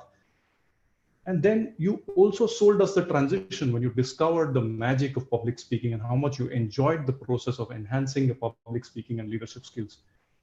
But what I was left thirsting for towards the end was the resolution of your story. I mean, what happened to our hero, Toastmaster Hisham? Did he use his newfound superpowers to rock his corporate life? I wish that you could have set up a conclusion to the conflict that you set up. That would have concluded the personal story and also strengthened your message for me. To sum it up, I heard a strong message communicated with effective opening, storytelling, and great body language. I was convinced of the message. Perhaps the message could be enhanced with better use of the speaking area and with a stronger conclusion, perhaps. To conclude, I am thankful to the organizing committee that I got the opportunity to evaluate your speech. And needless to say, I wish you the absolute best in your future speeches. Over to you, General Evaluator. Thank you, Toastmaster Nijo. Indeed, the most difficult challenge for a speech evaluator is to evaluate a champion's speech. But I must admit, our evaluator has done a great job with his evaluation, as he was very focused and detailed in his observations and provided very constructive feedback so that our speaker can take it and improve his future speeches. Thank you, Toastmaster Nijo, for the detailed and professional evaluation. A Toastmasters meeting is an educational meeting where we also improve our vocabulary and language skills. To improve our vocabulary, there is always a word of day set by the grammarian in each and every Toastmasters meeting. Let me invite our very optimistic grammarian of today, Toastmaster Daisy, to let us know how optimistic she was before the meeting and how optimistic is she after compiling a grammarian report. Toastmaster Daisy, the floor is all yours. Thank you so much. So let me start off with the word of the day report. Our timer used the word of the day once.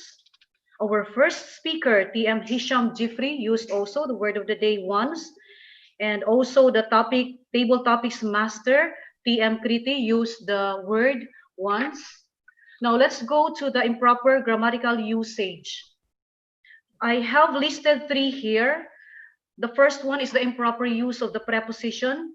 I learned to Toastmasters. It's supposed to be I learned from instead of to. I learned from Toastmasters. Second one is redo it again. It's redundant because redo means again. So it's just like you're saying again, it again. So you can say redo the procedures or steps, but it's not redo it again because redo means again.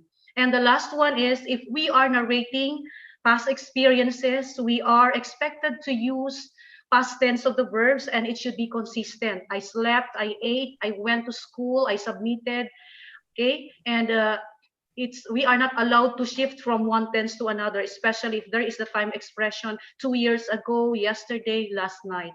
And finally, here are some of the great lines or quotations which I captured during the meeting. Great things do not come from our comfort zones. We learn best in the things we enjoy doing. What goes around comes around. Toastmasters is a way of life. Toastmasters is our life-changing organization. Articulate your mission and vision so that others will follow you. That's all about my report. Thank you so much. And back to you, Mr. General Evaluator. Thank you, Toastmaster Daisy, our grammarian of today. And thank you for the detailed report with the corrective recommendations so we can improve our grammar and our language skills. Thank you very much for that. Fair Toastmasters and guests, one of my personal favorite segments in a Toastmaster meeting is the report of the hour counter. In fact, without this segment and without this report, the true fun of Toastmaster is incomplete according to me. I'm so optimistic that our hour counter must have had challenge to compile a large report today, but let's hear from her as how optimistic she is with her report. Let me invite our hour counter of today, distinguished Toastmaster, my apology, not she, he, distinguished Toastmaster Raymond Pereira. Raymond Pereira, floor is yours. Thank you, General Evaluator. And yes, the R counter report was very challenging. And not only that, as an R counter, I had to force myself to listen, to observe, and to grab every word that was said. And having said that, I'm presenting my R counter report.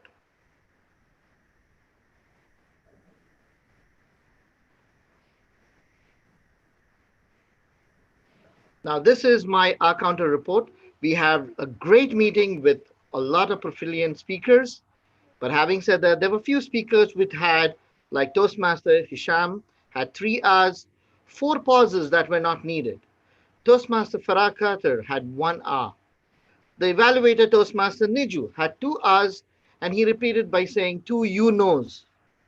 The table topic section went very well, with Toastmaster Sneha had just 4 R's, 1 and repeated and 1 unnecessary pause, while Toastmaster Hazel had 4 R's and 3 likes. Our guest had 1 R and 3 unnecessary pauses, but remaining all of the role players had no R's, no pauses, no crutch words, and everybody were veteran speakers and they spoke really well in optimistically delivering the message that was needed. With that, my R counter report has ended. over to the general evaluator of today. Thank you, distinguished Toastmaster Raymond Pereira. What a way of presenting the accountable report. Usually we always hear the report in a verbal way, but the way you have presented is amazing. I should be implementing this in my clubs where I am. Thank you very much for the idea. We have done with the role players report. And let me share a few constructive comments which I have seen in today's meeting.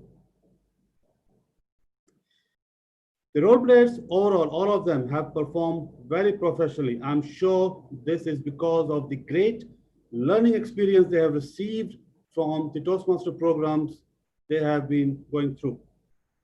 This is what Toastmaster is all about, improving our skills in various roles. Toastmasters of the day is the captain of the ship, and her performance is very crucial for the success of any Toastmasters meeting.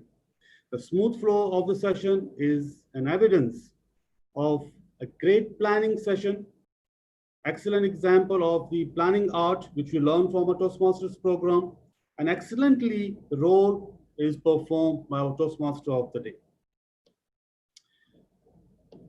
The timer's role is very important to ensure the meeting starts on time and ends on time. This is to respect the meeting hours and the presence and the time of the individuals who are present in the meeting. And I'm sure we all have seen the timing is very well monitored and controlled today, with few glitches here and there, but all acceptable as of today. The table topic is one of my most interesting sessions in a Toastmasters meeting.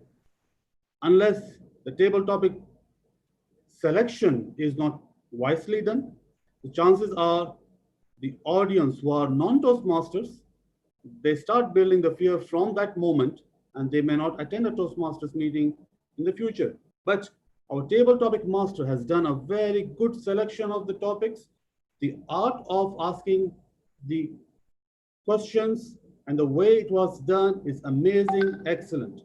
Of course, she also explained very well the purpose and the process of how the whole table topic session is conducted, so that no confusions about the session, and that's how the whole session went very well. And the topics were very much relevant with the word of the day, which is mentioned in our agenda today, and the current situation we are in. And it helped the table topic commentators to relate all of it in their speeches. Brilliant style of conducting table topics. Our guest, Pragya, if I have pronounced her name correctly, she has done a great attempt, though she's not a Toastmaster. Please give her a huge round of applause. I'm sure she will be interested to join Toastmaster today itself. I request our TMOD to get in touch with her. I'm sure you all agree that she has done a great job today to encourage non-Toastmasters and Toastmasters to think about improving our Toastmaster skills further in table topics, and giving a chance to non-Toastmaster to think about joining Toastmasters and improve their skills as leaders and as communicators. Excellent job, our table topic master of today. Usually a general evaluator always look for points for improvement, but I'm happy and glad to say I think the entire team has done great work, hard work, smart work to make this event so perfect, so successful. I congratulate the entire team, and with that, I, as a general evaluator, sign off and pass on the control back to our very optimistic Toastmaster of the day. Back to you, our Toastmaster of the day. Thank you, General Evaluator, Toastmaster Khalid. So we understand that this is how a feedback is given in a Toastmasters meeting. I don't think anywhere else we receive such detailed feedback where we can go back, implement, and improve on ourselves. Before winding up, I want to announce that we all had voted for the best table topic speaker. Like I said, in Toastmasters, Nothing goes unnoticed. We always acknowledge people for their good work. So I'm going to introduce the best speaker for table topics today. It's none other than our dear valued guest, Pragya. Can we give a round of applause for Pragya Jain for having won the best table topic speaker, in which she's been a guest, but she gave a great performance, and I'm sure everyone agrees to it. We're really happy that you joined us today, Pragya, and congratulations once again. Now, I take this opportunity to thank our dear valued guests, a lot of potential Toastmasters that I believe I'm going to see you all on the other side soon, and our dignitaries and my Toastmaster friends. Thank you very much for joining us today. And now I hand over the control to our MC. Thank you so much, Toastmaster Anaga, and thank you for all the role players who have done a great job. Now, after knowing what is a Toastmaster and witnessing what we do in our meetings, we were so lucky to get you someone who will teach you how to use your voice to inspire the world. He is the face of launch consulting, the creative force behind its launches and formidable team builder. He founded the first product launch agency in the Middle East in 2005.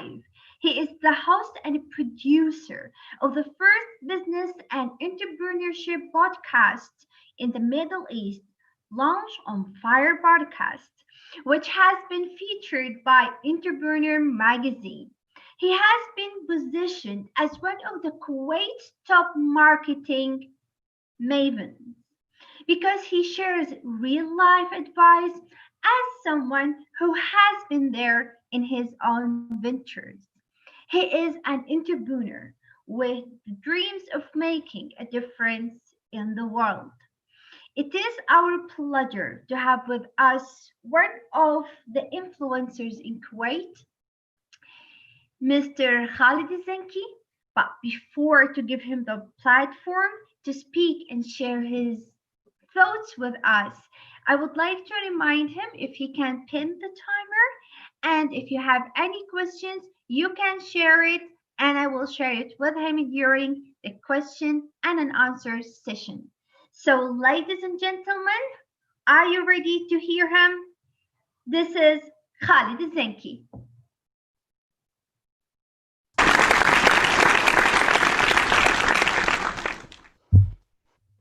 Hey, good morning, everyone, and thank you so much for tuning in today. Thank you so much, Ala, for the great introduction. I really appreciate it, and it's awesome.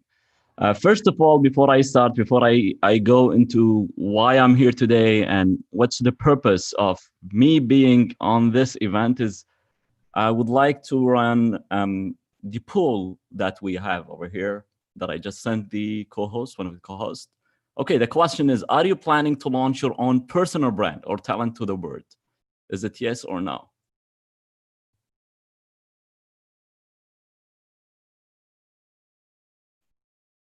Wow, that's awesome. Great.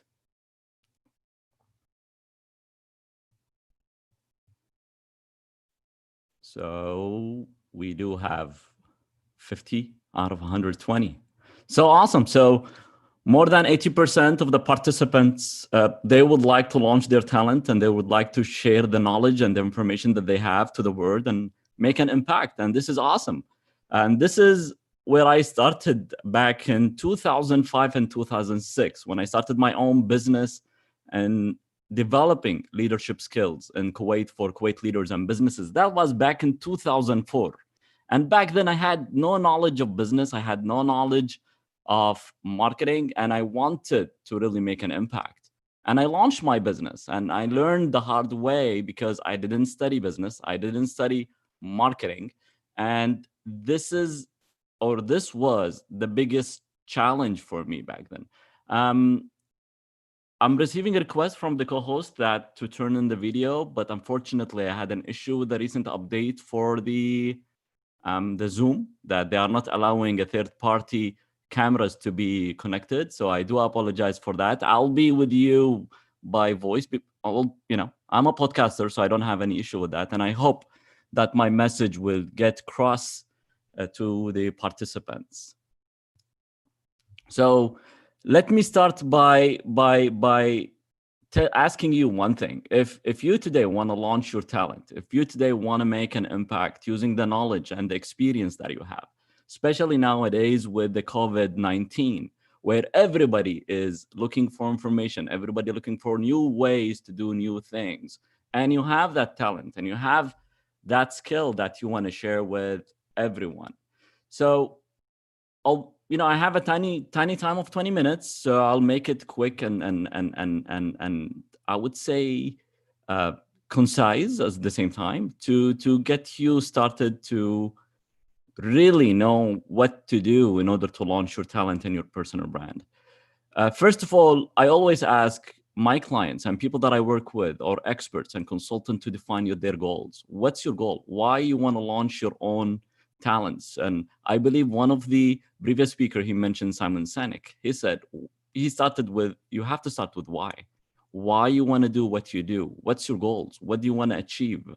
So that's the first thing that you have to really consider in launching your personal brand. If you don't know your goals and why you want to do it, then you're going to struggle. Second, you have to define if it's profitable niche market. If you have a talent and skills that nobody wants and there is no need in the market, that's a bit of a challenge, because you're going to struggle promoting it and you're going to struggle really identifying that it is profitable or not. And I've been through this challenge back in 2009 when I started my second business, which is launch consulting. Back then, back in 2008, 2009, nobody knew what is a product launch. Nobody knew what is launch. They know only one thing. They know I would say the official launch and the soft opening launch. So I want you to, if you have patience and you can wait, that's awesome, till people understand what you're trying to convey, especially if you have something unique and special. But if you don't have something unique and special, you have the skill and you have the knowledge and you have the experience, and you believe there are clients and customers who are ready to really pay you for that, I would say move forward and take action into that, because this is your second step to really launching your brand and your personal brand. 3, identify your target clients. Who you're going to serve? What type of clients you want to serve? When I launched my podcast back in 2014, everybody was wondering why Khalid is launching a podcast about entrepreneurship and SME back in 2014. The reason why, because I sensed there is a wave coming to the market with regard to entrepreneurship. So I wanted to add my own personal experience and other entrepreneurs' experiences to the mix. And trust me, that wasn't my first podcast. I did many podcasts in the past, and most of them, they failed. But because I know very well my target audience and my target clients, I was able to really customize Launch on Fire podcast to the audience. And by the way, the podcast is for free.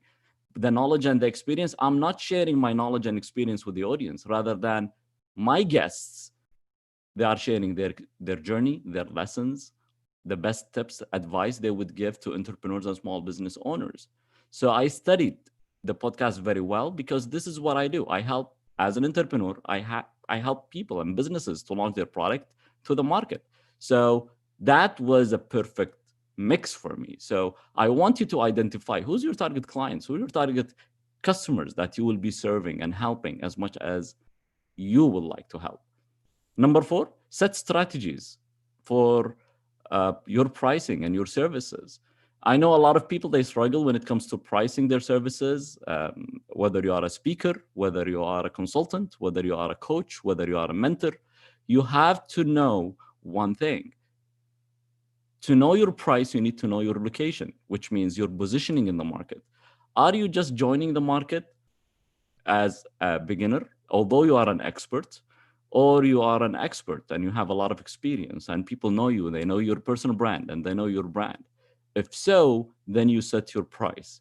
Like I know a consultant that I met over in Orlando back in 2008. The guy back then charges $40,000 to $50,000 for a single hour consulting, only $40,000. If you are starting today and you think that you can charge that amount, you need to reconsider the situation because you won't be able to charge that much. Personally, I can't charge that much. But the guy started with marketing back in the, I would say, the old ages of direct mail and snail marketing. So the guy has the power and the experience and the knowledge to really price that high. So that's one. Second, know how your product mix is all connected. You must have different services and products that you offer to the market and different price points. And this would allow you to really build a very good, I would say, freelancing business as a part-time or as a full-time. So I want you to consider this as well, because if you are just offering one single service right now, that would be okay. But think of launching other services every quarter of the year. Like what I do in the business, I do the same thing. Every quarter, I'm introducing a new service, a new product, because I want to increase the number of services that I offer with my own business. Number 5, build a high quality portfolio website. A lot of people, they actually neglect that fact that, no, I don't need a website. I can use social media. Awesome. Social media is a great place to build audience and get people to know you, know your skills. And based on that, they will say, oh, okay, now we know you. But I want you to think of one thing. That is not a professional place that you can deliver a high quality portfolio or high quality website about your skills and knowledge and what you do and what you stand for.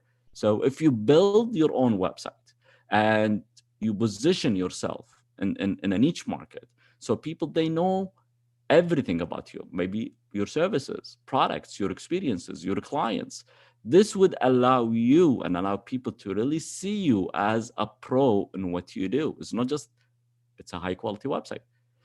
If you can't build a high quality website, build a good, reasonable quality website. I'm a formal believer of building the airplane while flying. You don't have to do everything perfect in the first time. Just build it and actually enhance it over time. And number 6, create examples of what you can deliver on your website or in your social media. Give people stories. Let them know how they can benefit of what you are selling as a service, as an experience, as knowledge. Let them know, because most of the people, they don't know what they want. I give you a small short example over here. In the website, I offer my consulting services. And when people go to the website in the old days, I don't want to say they struggle to pick the best service, but I added a small thing in the website, which was really having bullet points for every single package of the consulting. And it was a no-brainer that could work. And we launched it in the website. We added it. I would say I'm the first consultant in Kuwait who has his own prices on the website. Whether you call me offline, you go to the website, you'll get the same price, as part of the authenticity and as part of really being transparent with the market as well. And what I added on top of the packages of the consulting, I did something tiny as an example of how people, they would pick the best service. And we added 3 things. We said, check which the best package that suits your wants and your needs in the business. That's number 1. Second, once you decide on the package you want, you purchase the product, which is something natural. It's clear. The third step is you will be receiving an email or a phone call to really onboard you and let you know what's the next step and how the relationship would develop and move forward. So as much as you deliver examples, as much as you are clear with your messaging to the market, that would help you a lot. I remember one of the books I really enjoyed reading is Building a Story Brand, for a guy called Don Miller. Yeah, Don Miller. And the guy in his book says the following: if your message is not clear enough, your clients and your people and your audience will burn a lot of calories to understand what you are trying to convey as a message. If your message is clear, then the client would connect and would resonate, which means as much as you simplify your messaging, as much as you make your marketing clear enough, then you will have a higher probability of having a lot of customers and having a lot of business in your business. So this is number 5. A lot of people they say use stories. Stories are great in this form of the nature of maybe your personal brand. If you are a consultant in leadership, that would be awesome. If you have stories about your clients and what they do and how did you help them and what was their life before you coach them or you mentor them and how their life really is different right now. I like testimonials, I like reviews, it's good, it's nice, but nowadays people are really in tuned into stories. So focus on building stories with your clients. So that's 6. 7, choose your first clients. You have to identify who's your first client. If you never landed a client before, if you have clients already, that's awesome. I want you to spend good amount of time identifying your first clients that you're going to do business with. It would be maybe in the beginning difficult for most of the people who are not used to selling. And some of the people, they don't like selling and telemarketing things. So my way of doing it, I like selling, but I hate hard selling. I'm not the kind of guy who would go on the stage and pitch their ideas and their products and services, trying to get people to take their services. I remember one day I was on a live on Instagram and sharing thoughts and ideas and answering people questions. And I did a live for 4 or 5 hours just answering people questions. And guess what? That was awesome. That was great. And a guy just popped in the live. He said, Khaled, I want you to convince me. Why should I sign up for your live class that you are doing online? And I want you to tell me what is it. So my answer to this dude was, well, if you are not convinced, I can't convince you. And I don't want to convince you if you're not convinced, because I need people who are really convinced. They know the value of what they are getting. And then based on that, we can work together and I can help you. So the guy was like, for a moment, is kind of really no interaction whatsoever. And then I said, the live class is about 1, 2, 3, 4. Trust me, the 4 points that I highlighted is already in the website. It's nothing new at all. It's nothing new. But the guy, in around 5 minutes period of time, he went to the website and he signed up for the live class. So if you identify and you choose exactly who's your client and why you want to do business with them, that would be an easy process for you to sell them on what you want or what you offer as services. Number 8, when you communicate to the world, whether in social media or offline, I want you to mention potential clients in your content. I want you to mention names and brands. Like I used to mention BMW, Land Rover as my clients, McLaren, and so many different businesses in Kuwait as well. And it's large corporations, small businesses, entrepreneurs, people that are just starting, because based on that, people, they see themselves as part of or in the position of potential clients. Number 9, learn how to pitch your services and to pitch your personal brand to the world. And what do? I don't want you to put yourself like you are the ultimate expert. No, be genuine, be human being as much as you can. People are really off right now going with really high level kind of communication, like a presentation. No, be yourself. Present yourself in a good way that connects with people. Think of building a relationship with your audience. And if you build a relationship with your audience, trust me, you're going to leverage this a lot. And this is what I've been doing since I started my own business back in 2004.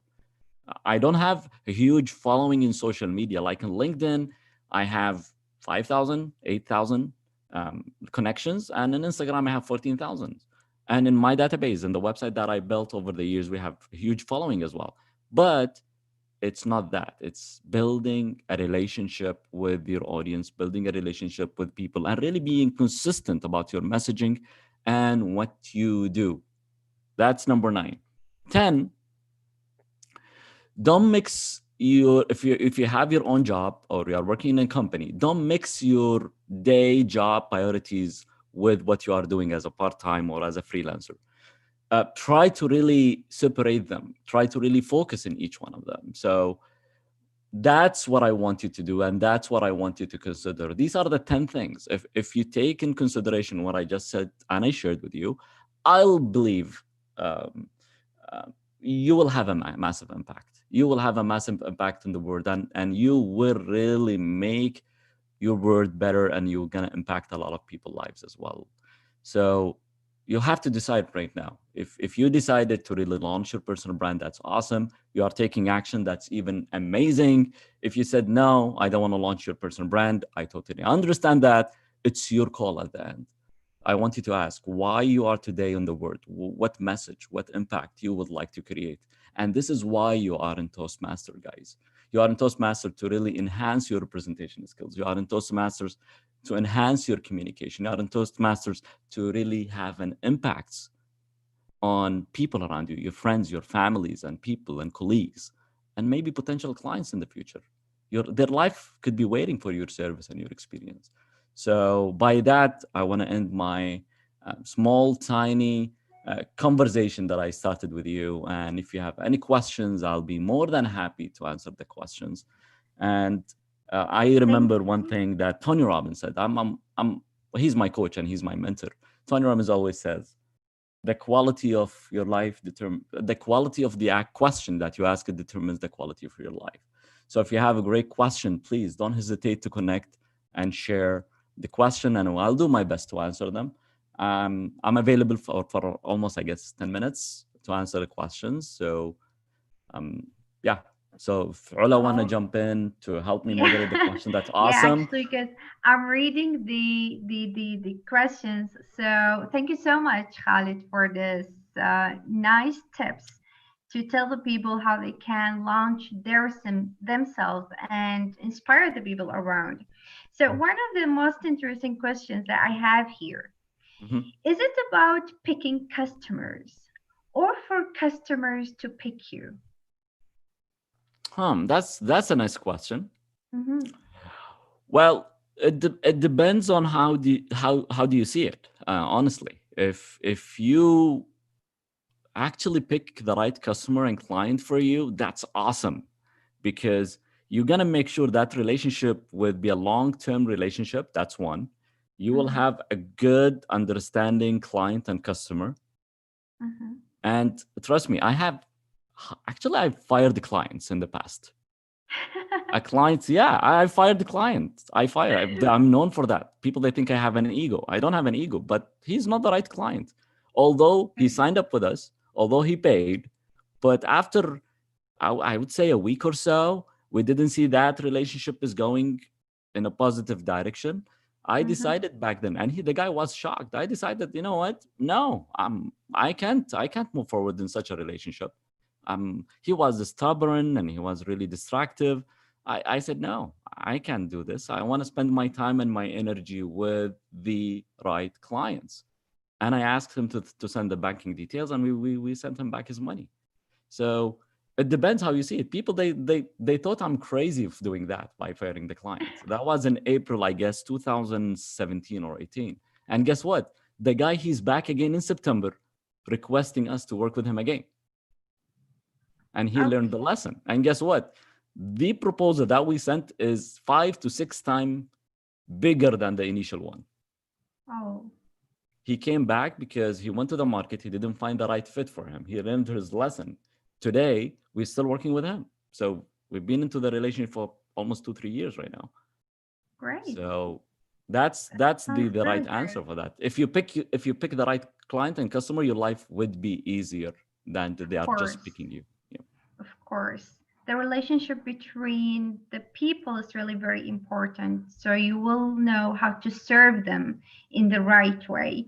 And True. another question says, how to rightly position your personal brand among others in the mind of the customer? Okay. Pick a niche market, pick something specific. Mhm. And this is the best way to do it. For example, right now I'm known in the market. If you say my name in the market, they would immediately say Khalid Zenki is equal to launch. If you want to launch your product, you want to launch your business, you go to Khalid. Mhm. That's one. Second, the product launch is a small, tiny process in the marketing mix or the marketing services. I can't do strategic marketing. I can't do marketing, but I really picked what I'm so good at, which is product launches. So people are coming to me for that specific thing. Why I did that? Because a lot of people that are positioning themselves as marketing experts or people with marketing experience, and everybody's doing it. So if I come today, I said, oh, do you know someone who's good in marketing? Boom, there are so many names. But if you said, oh, by the way, I'm launching my own app or website or products or business or branch or a store, whatever it is, do you know someone? So yeah, I know one guy who does it in Kuwait and he's so good and he launched with big brands like BMW and McLaren. And he worked with the US State Department in the US. So why don't you connect with them? So this is the power of positioning. If you pick a specific niche market, that would help you to position yourself. That's one. Second, how consistent are you in really communicating that positioning to the market? Mhm. That's one thing. So you need to, if the person who's sharing this is in the information business model where you have knowledge, you have experience, and you have wisdom, you want to share it to the world, you have to create products that sometimes is not paid, it's free. Like starting a podcast is one thing. You don't have to deliver content by yourself. You can be just a host, asking questions, facilitating that. And by the way, with time, people said, by the way, we want to hear from you, not just from your clients and your customers or your guests in the podcast in this case.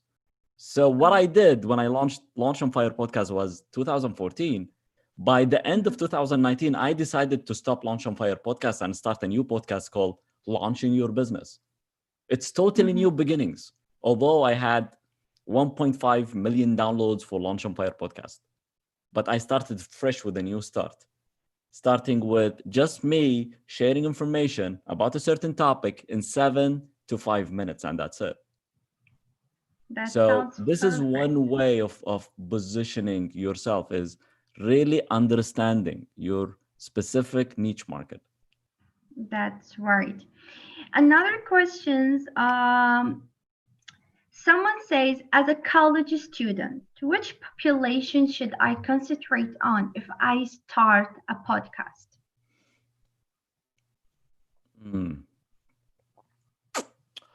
Well, first of all is why you want to start a podcast if you are a college student. All right. What are you studying right now as a student?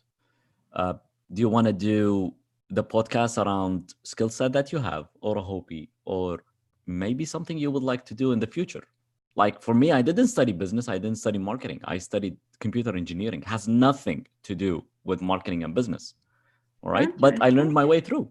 Okay. I knew back. I remember back in high school, my dad was making fun of me that, oh, you think one day you'll start your own business? I said, yeah, maybe. We'll see. I wanted to study art, not even computer engineering, because my dad is an art teacher. So when after graduating from high school, said, what do you want to do next? I said, well, I want to study art, and I would like to really travel and learn how to paint and be an expert in that. In high school, that was one of the best thing I do. It's drawing and painting. And he said, no, forget about that. No, I'm not going to arts and school and then pick another thing. So I picked computer engineering because my second hobby back then was computer.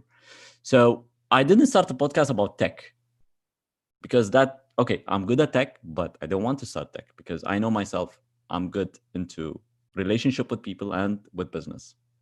So I wanted to position myself as a person in business and marketing. So build the podcast around something that you have passion for, you enjoy, and you won't get bored with that. So I don't want to push him and push. I don't want you to push yourself to record the podcast because you have to do it. I want you to record the podcast because you enjoy doing it. Yes, that's exactly. And the last question of this session will be, among the 10 explained tips that you just gave for us, what key in maintaining a long relationship with your customer? How to guarantee a lifelong customer relationship? Well, if I'm going to talk about my own business, I know the relationship with my business for a certain project is a certain timing. They would come, they would do the launch, and they would leave. So what I do, I launch other services and product to keep them coming back again. And what I do, one of my tricks in business, I under promise and I over deliver. Okay. So this would allow me to say, by the way, that's what I did, and this is how we do it. And they will be shocked and surprised. You know what? Yeah, we want to do business with you. Like I landed with the pandemic right now, I landed a new client back in March. And for one of his own businesses. And he said, oh, awesome, great. And just last week, he contacted me, said, you know what? I want to hire you as well, again, for the second business. Okay. Said, well, that's awesome. When should we start? And the guy, he thought I would say, oh, we're going to start today. I said, no, I would start by the end of the month. And the guy was surprised. I'm paying you cash right now. And you are saying, wait till the end of the month. Yes, wait till the end of the month. That sounds This is how the clients would perceive it. And you know what? Yeah, we are not after money. We are really after really delivering great value and building a relationship with the clients. That sounds so great. It's always not enough to listen to you, Khalid, and even I do believe many people that would love to ask you many questions, but unfortunately the time does not permit us to do that. Yeah, no problem. And thank you so much. Thank you so much for you, Khalid, for accepting our invitation and to be with us and share all these amazing ideas with everyone. So thank you so much, Khalid Zenki, for supporting us and being with us today. Thank you so much.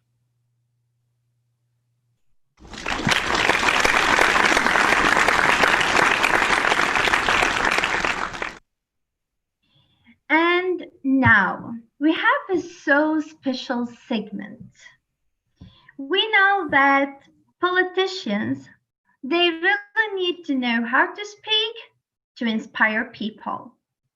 And we are glad to have one of the aspiring politicians with us. But this session will not be moderated by me. We do have a gem of a Toastmaster in Kuwait Toastmasters and in District 20. She has been in a Toastmaster for 9 years, and she considers Toastmaster as her second home. She works as administrative supervisor at Bukhamsini Group Holding Company. She joined to improve her public speaking, but she discovered a lot about herself. She says Toastmasters helped her to impact on her to create a daily life through its education and leadership programs. Today, she's so proud to be part of this history of having a virtual meeting wherein all Toastmasters are united to speak and to inspire. Please welcome with me Toastmaster BG Gittens.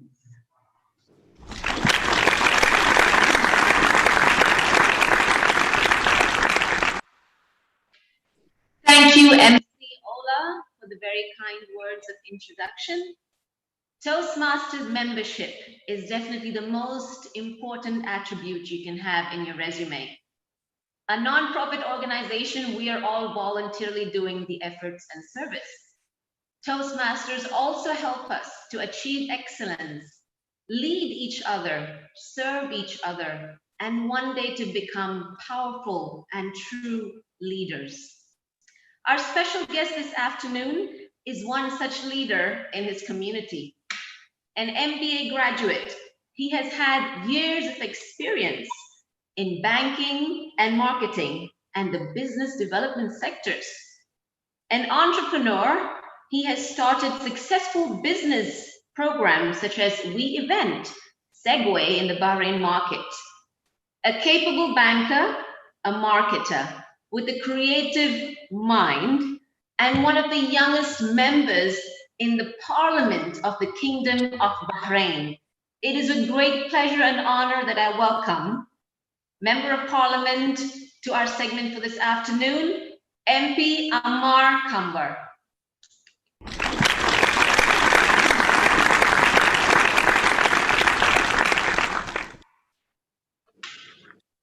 MP Kambar, it is definitely a pleasure to have you with us this afternoon. Thank you so much for taking time out of your busy schedule. Thank you so much, dear. I'm so grateful for this event. I'm so pleased that I'm a member on this event. It's an honor to be part of this Toastmaster Today open event for the District 20. So I think it's going to be a nice discussion. It's going to be a nice talk with you, dear. Absolutely. MP Kambar, it's a pleasure once again, and we're so excited. We have 20 minutes, so we're going to make this really an interesting section so people can get to know the insight about you as a leader. Good. So let us start. Let us get right into it. How was your journey as a businessman to a member of the parliament? Can you briefly describe your journey and also about yourself? Sure. You know, I was a guy who liked jumping from a place to a place. Honestly, I started my career as a waiter in a restaurant, and ended up as a branch manager. And later on, I started my own business. I did about 3 or 4 companies. So there were lots of ups and downs, but the good thing is when you fall down, you raise up. This is what I learned from life. As a politician life, my father was a member of parliament in 2006. So it's like I got the inspiration from him. I loved the politics since I was young. I joined like member of councils in the schools, universities. So this is what gave me like more trust in myself to become a member of parliament, especially after my father became one. So when I did succeed, I became the first parliament of a son of a parliament. So that was something good to be happening. So this was a short journey about myself. Wow, that was some really hard shoes to fill in. I mean, looking as an inspiration to your father, that's really great. Secondly, now as a leader, what are 1 or 2 of the obstacles that you'd had to face to let your voice be heard? And how did you overcome that? There are more than 2 obstacles, lots of obstacles we had, honestly. Like the first thing I'm going to face is the age. Like, you know, as a parliament, like lots of people think that the parliament should have the degrees, they should have the age. Like they cannot trust someone like who's just 30 years old. So this was the first obstacle. How can I be heard? So the thing that people can gain, and I gain from Toastmasters, is the ability to convince and talk. This is the greatest thing I achieved myself. When I stood up on the stage, I talked to people from like an open book. I had nothing like prepared. I just talked to them straightly, and I put solutions before the problems for the things that I want to do. So this is the best part that made people get the belief that the youth can do something different. I focused a lot on the youth, that they can make a change. And I was showing them that I am a challenge for the youth. If I succeeded to be a parliament, I should be like a small project for the youth themselves. If I succeed, that means the youth can do something more in the future. So from the speech itself, this is what gave me the power to overcome this obstacle that I have, especially facing with the people that think that the youth cannot do anything. So that was the main obstacle. The second obstacle maybe that we have as a youth also is even the financial thing. Some people will not risk of paying lots of money on something they think that they will not succeed in. So the encouragement to go the further step wasn't available for all the youth to do that. But for me as myself, I had to overcome this thing. I always loved to challenge myself, and I did challenge myself till I succeeded. So it was a good thing for me. Okay, wonderful. Age definitely is a factor, like a deterrence for certain people. But the youth today are really inspired by the way the current things are, and especially by people like yourself that inspire people. Thank you. How do you think, MP Kambar, that you can inspire the youth now that since you have a great stand in the member of the parliament and you consider yourself as a project and even as a challenge for other people to look up to? So how can you inspire youth in your way, in your community, to be leaders in the future? Look, I'm a youth. I'm alike with any other youth. It's just I have something on mind. I had a target to focus on. This is what became different for me. Look, I had some principles in life, and anyone can make these principles. I think it's not just a talk. It's some principles I really like. It's like a major thing in my life. I have three things to say. It's I don't hear, I don't talk, I don't see. This is my three principles in life. I don't talk about what I'm gonna do. I let my actions talk instead of me. This is what I do in life. I work towards something. I adopt a case. I work on it. I don't want people to see that I'm working. I want them to see my actions later. This is one principle I learned from life. The second principle, I don't see people like they reach something good with jealous view. I see how I can reach these positions and higher than them with my work. And this is the second principle I learned. I don't see, talk, and listen. The major thing, the first principle I learned, and the most important, is that I don't listen.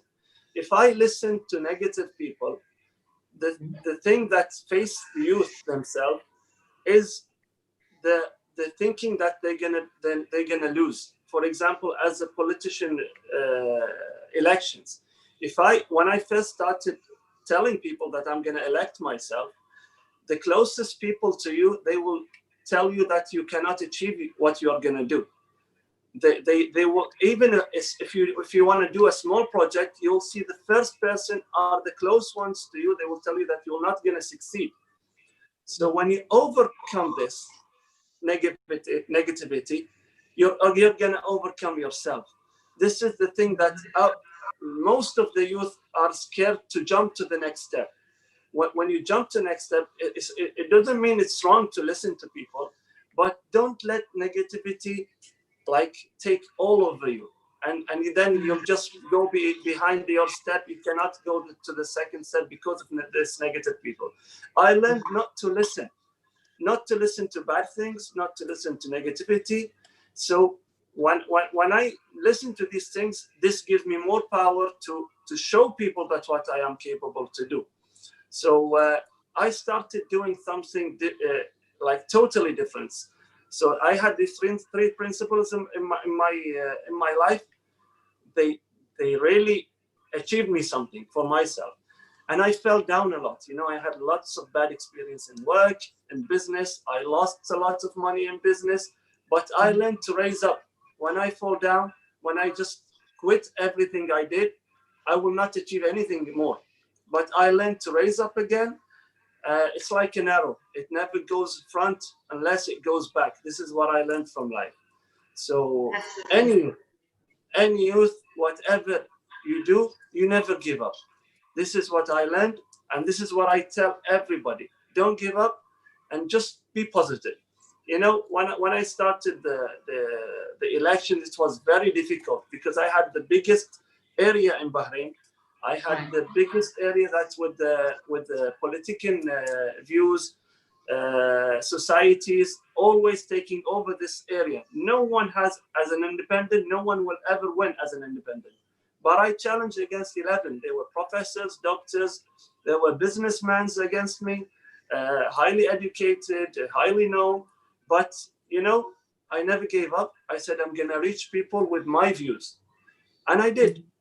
And I got the most votes in all Bahrain, not only my area, in all Bahrain since 2002, when the parliament started.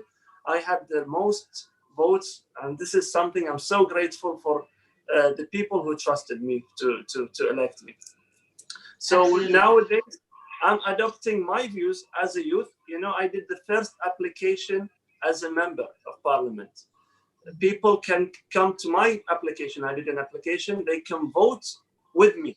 They can see all the news. They can vote. Whatever I will vote in the council, they will vote, and I will take their votes into the council, which is something new, which is something they like. This is the thing that are specialized in the youth. We have creative ideas, and we implement them in the real world. So this is what I want to say for the youth. Never give up. That's it. Great, absolutely. Your 3 principles will definitely help. Never give up, and you can always rise if you fall. And I was really interested that you said about your application. We would like to know more, because now the world is connecting virtually, even though we're distant physically, we're virtual. And I see that you've already gone a year ahead, because you had your application established last year when you had your voting and nomination process going on. So you were really ahead of the times. Now, in this COVID-19 situation, how do you think technology can unite people more? It brings us closer, but how do you think it can help the people to let their voice be heard more on a positive note? What's your take on that? Honestly, for me, I started doing all this before the COVID-19. Every week I had one day to go live in Instagram. I interact with people, whatever problems they had.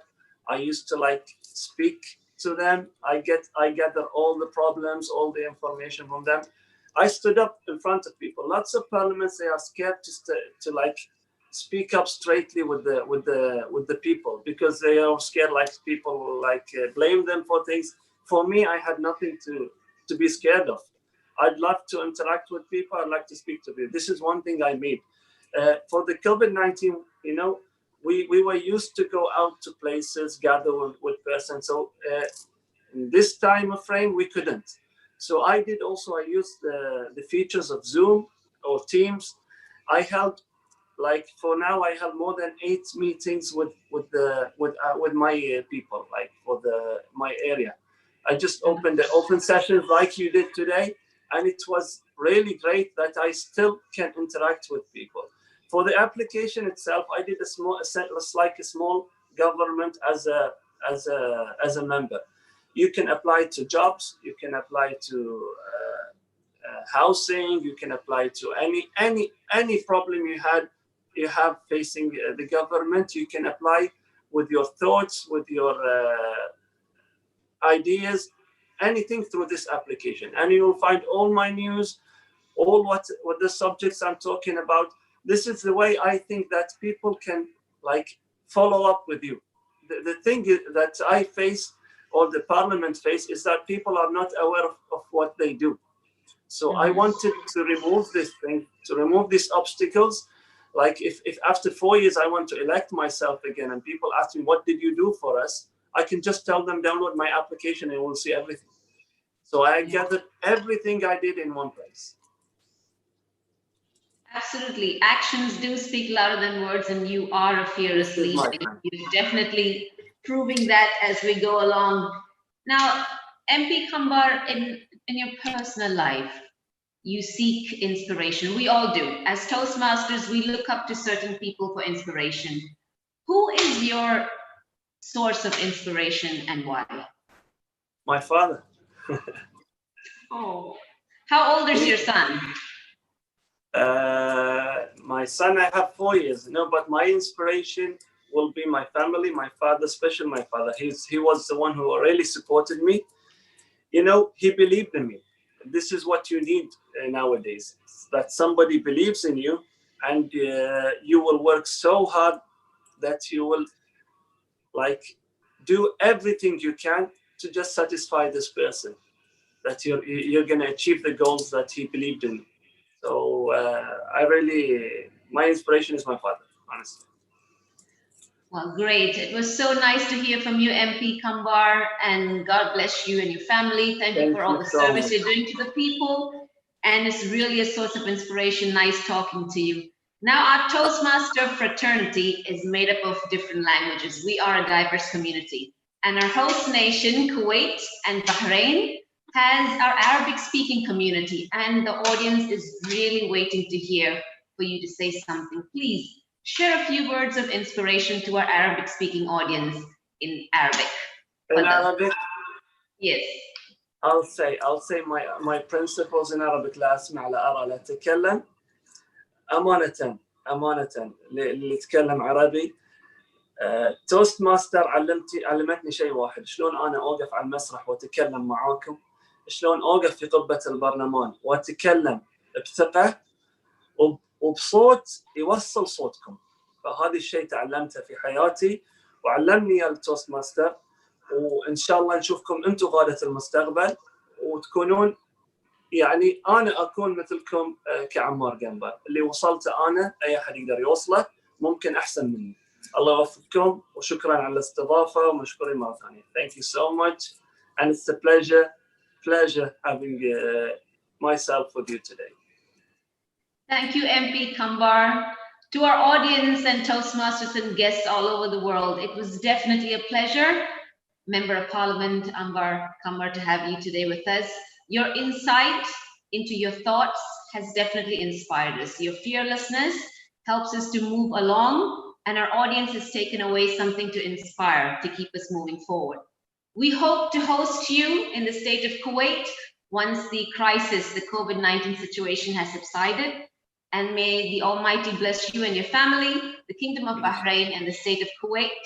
And thank you to all the organizers. We pray for recovery, peace, and prosperity. Thank you to so everyone much. out It will be there, an honor for myself. It will Thank be a you. great honor, and hopefully everybody will become safe and we pass this health journey, inshallah. Inshallah. Thank you very much, audience. And back to you, MC, for this afternoon. Ola. Thank you so much, Toastmaster BG, and thank you for MB Ammar Kambar for this and so interesting interview. Now, it is the time to show for you different testimonials from people who have been inspired by Toastmasters, who have been improved and saw a new version of themselves because of a Toastmasters. So I would love to ask the moderator to show this video.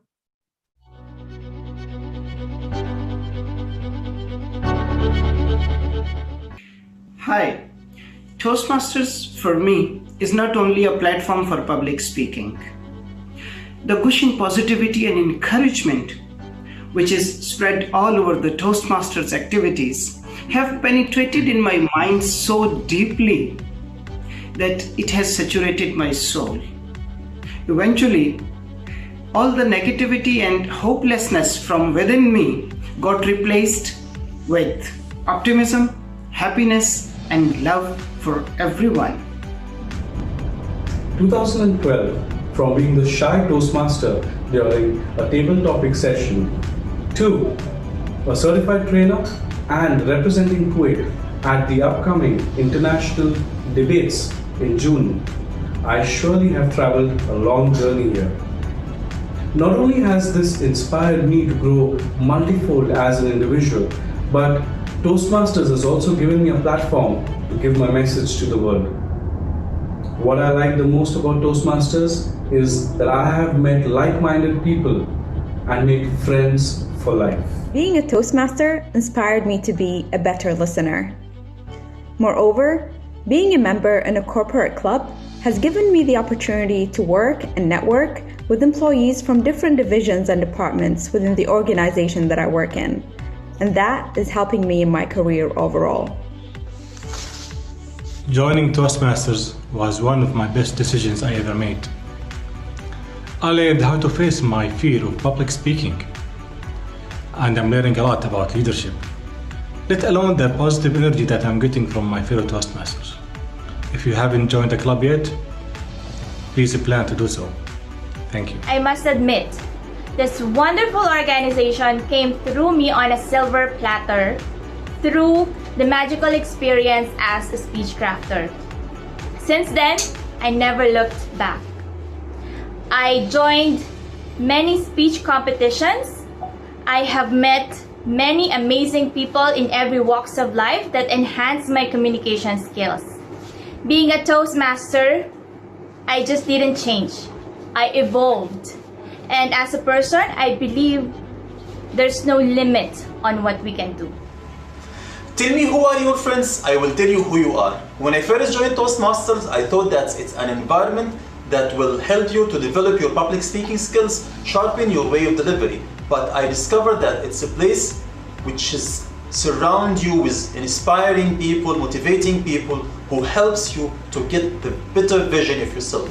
Toastmasters is a place where leaders are made. So if you want to be another leader, the next leader, join Toastmasters. I cannot believe the fun I've had in these past 12 months. I'm a teacher by day, but a Toastmaster every other time. I have met the most wonderful, most inspiring people, and if you would like to see a difference in your personal and your professional life, then I suggest you come and take a look at Toastmasters and come and join us and see what we're about. My first goal why I joined the Toastmasters Club is to develop my self-confidence, especially in talking when I'm on stage. But lately, I just found out that establishing a good relationship with brothers and sisters in the Toastmasters makes me feel confident to be with friends and to be with everyone. That makes a big difference when I joined the Toastmasters Club. 2 years back, I joined Young Adult Toastmaster Club, and from there and today, the journey is incredible and remarkable. Toastmaster helped me not only to become the good communicator, but also to gain leadership quality, also to build my networking skills. So far, this journey is going amazing. It's going like anything. I joined Toastmasters almost 8 years ago, and in that time, it has taken me from being a reserved and shy person who was afraid to step out of her comfort zone into a very confident speaker and leader. Honestly, I cannot say enough about how much Toastmasters has helped me and given me fabulous friends. Think about it. It'll be great.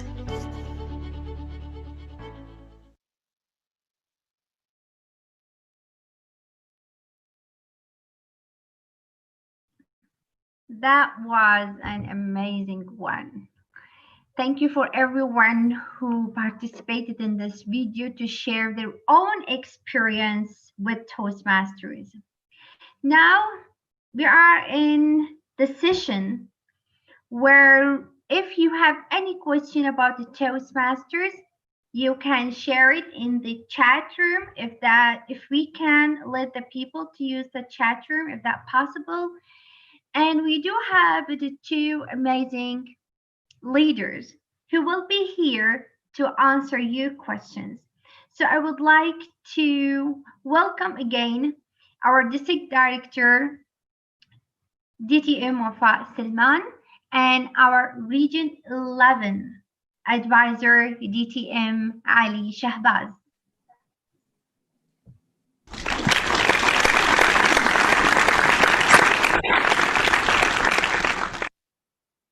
Okay.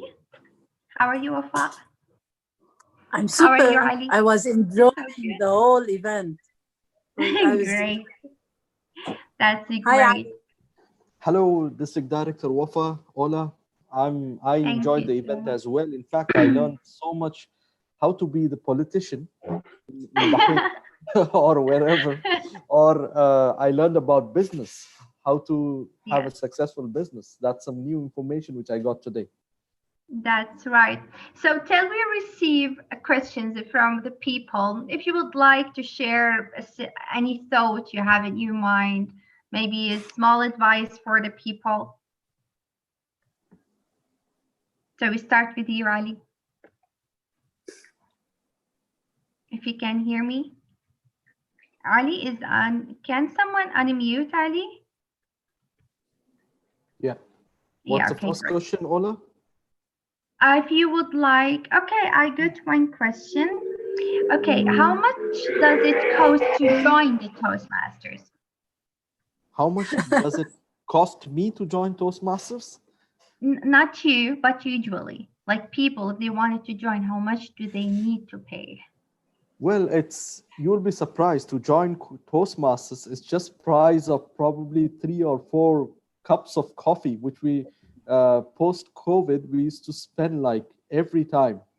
It's just like $45 for 6 months, and the $20 initially. So you can total it up in Bahraini and in Kuwaiti currency. In Bahraini and Kuwaiti dinars, it won't even touch 18 BD or 18 KD. So I will let the club growth director, Alka Kumra, or our district director give the exact figure. You've done it. Yeah. Okay, there is another question. What are the professions that typically Toastmasters are from? Are they all public speakers? So maybe can Wafa answer that question? So we will do an alternative. One question for you, one question for Wafa. Sounds good. Whatever you want, MC. Beautiful MC. Regarding the profession in Toastmasters, the beauty of Toastmasters is it consists of all profession. And it's not only for public speaking. And that's what our slogan is about. Our slogan, which is Toastmasters slogan, where leaders are made. And to be a great leader, you have to be a great communicator. So it's within the leadership.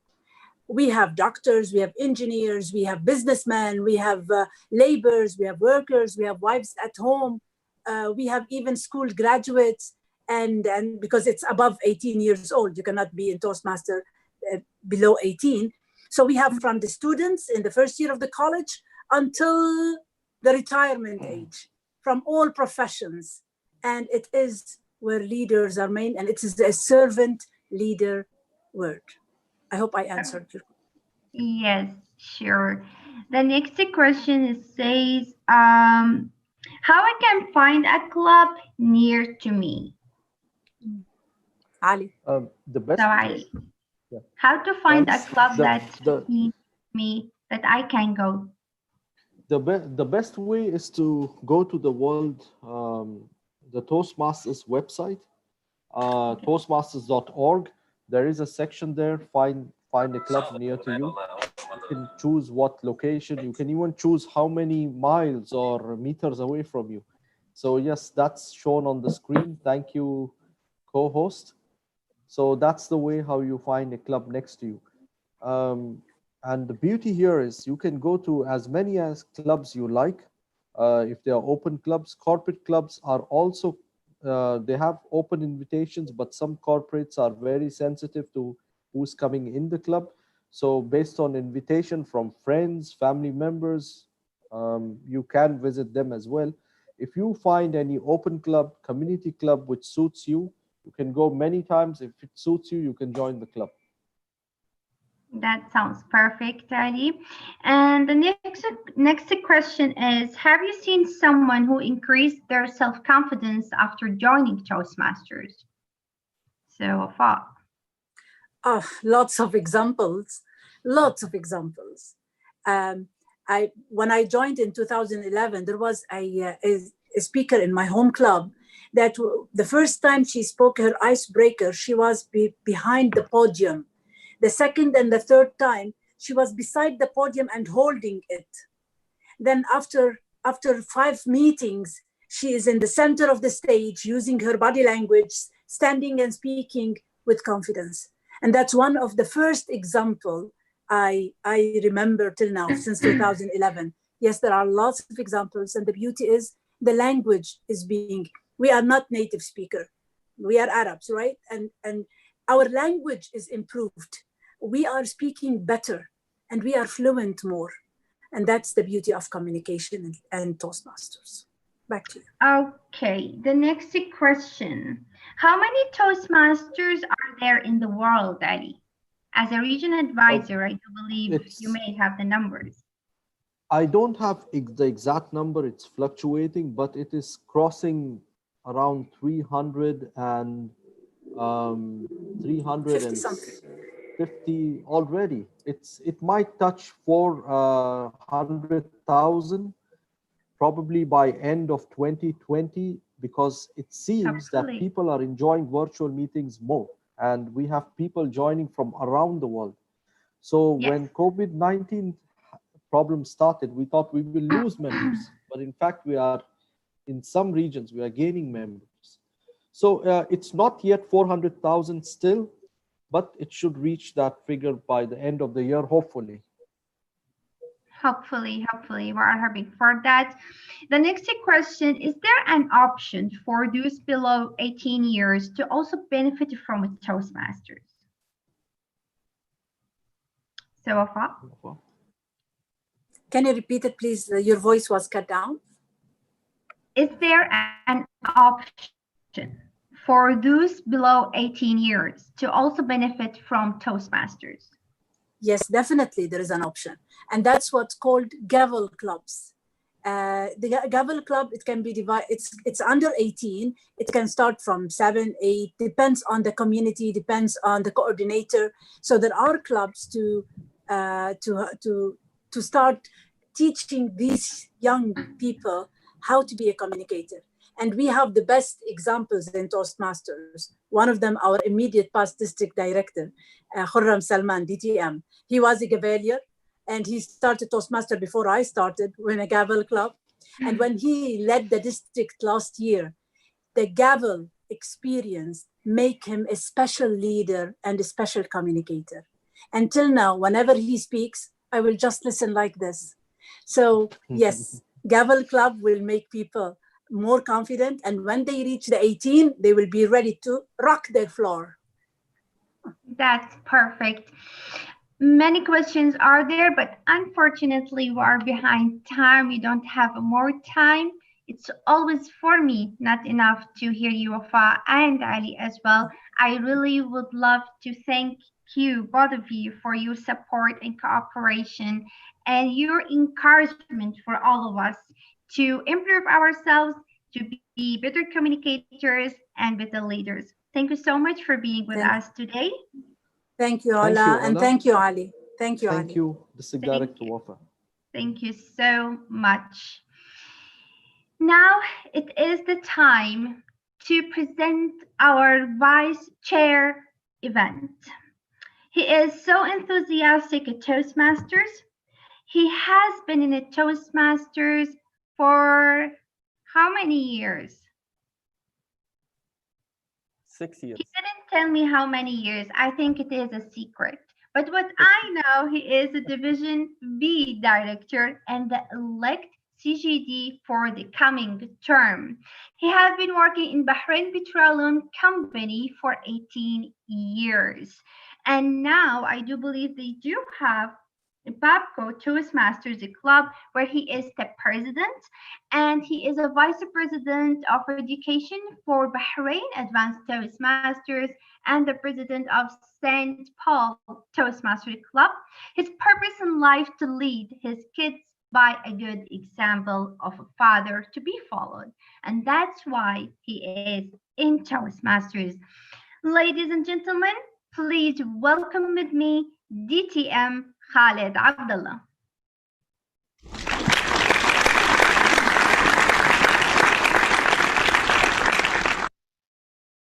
Thank you so much, DTM Ola, for the lovely and wonderful role model that you've been to us since the beginning of this journey. Let me just start with saying a little story where all of this started. We had little brainstorming session where DTM Alka, the CGD, along with the other directors and everyone in there. And there was just a crazy thought. Why can't we just have a grand open house that we can traverse all the borders. By then, when I said it, it was really crazy because we did not have such lockdown as of today.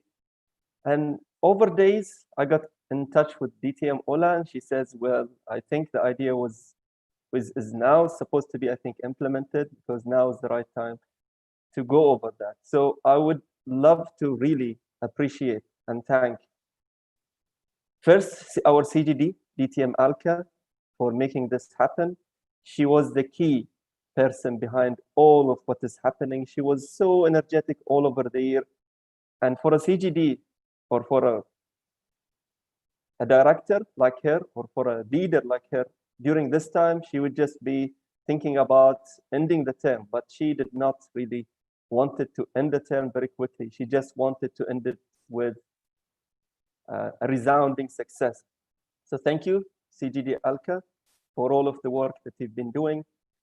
And thank you, DTM Ola, the open house coordinator for part of the CGD team. Thank you for being the soul behind all of what is happening.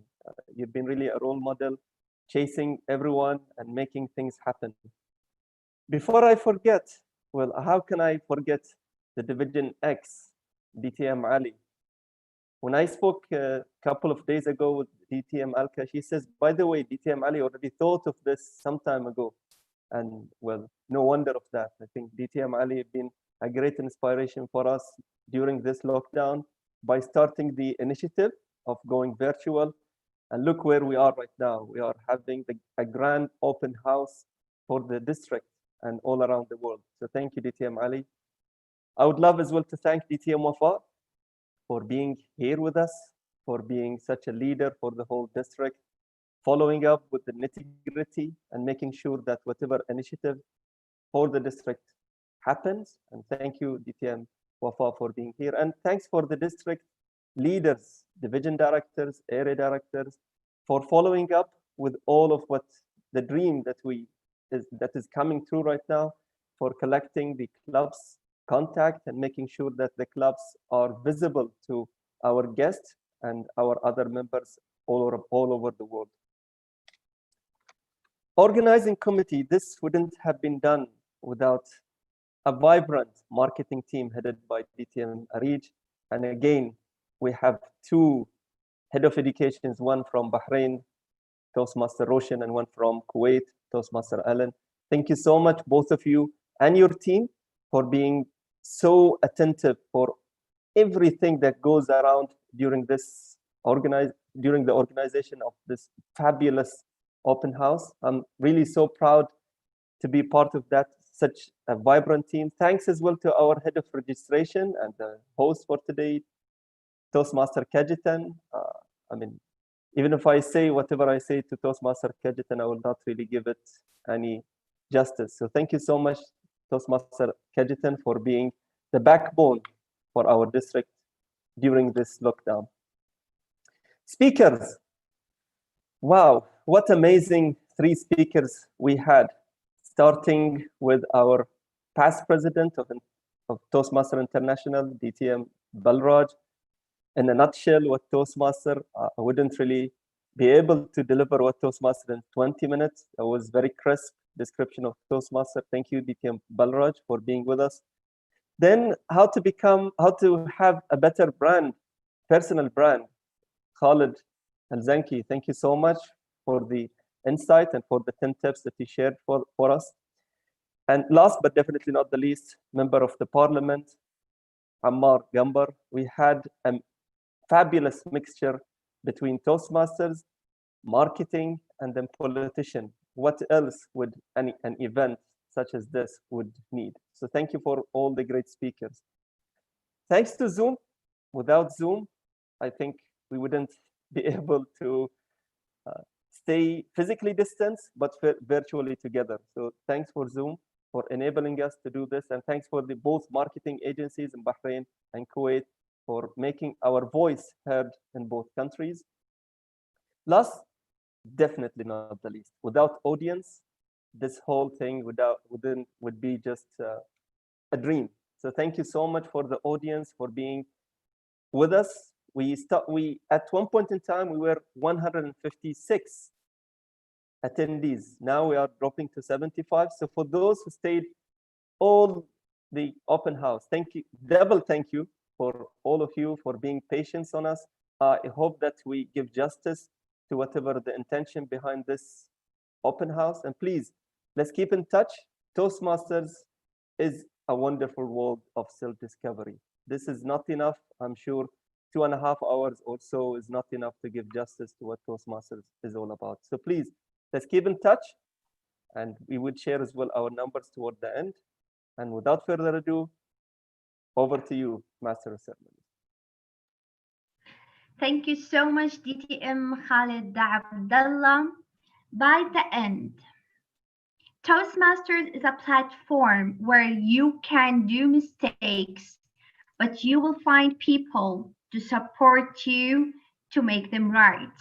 And it is a platform where you can share your own voice and let the world listen to you. It is so pleasure for us to have you all.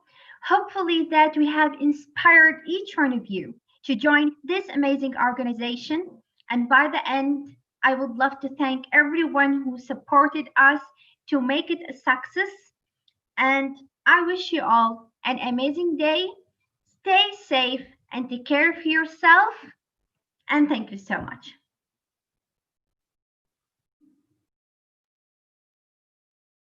Can we have group photo? Yes, sure. Like if everyone can open their cameras, so we can have a group photo with everyone. And as you can see on the screen, they already have shared, which we'll share it later on with we will share it on in the screen with everyone. So can we have everyone to open their cameras to have a group photo? Who will take the group photo? So we can listen to him or her to say, Alan, you will take the group photo? I saw someone is raising his hand. I will do it. Alan? I will do it as the moderator. So whoever is ready so to we open have the cameras, our amazing one. I will give Okay. it to 5, 4. For those who cannot, for those who cannot open their camera because it was switched off by me or by others, please raise your hand. We can also switch it on for you. Okay, Kajitan, I think I don't see any hand. Okay, there was one present. Just let me start the. Okay, so let's take the photo. 5, 4, 3, 2. Done. Great.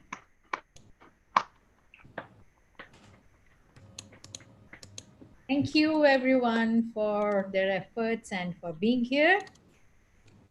Have a great day forward and look forward to seeing you all again in Toastmasters.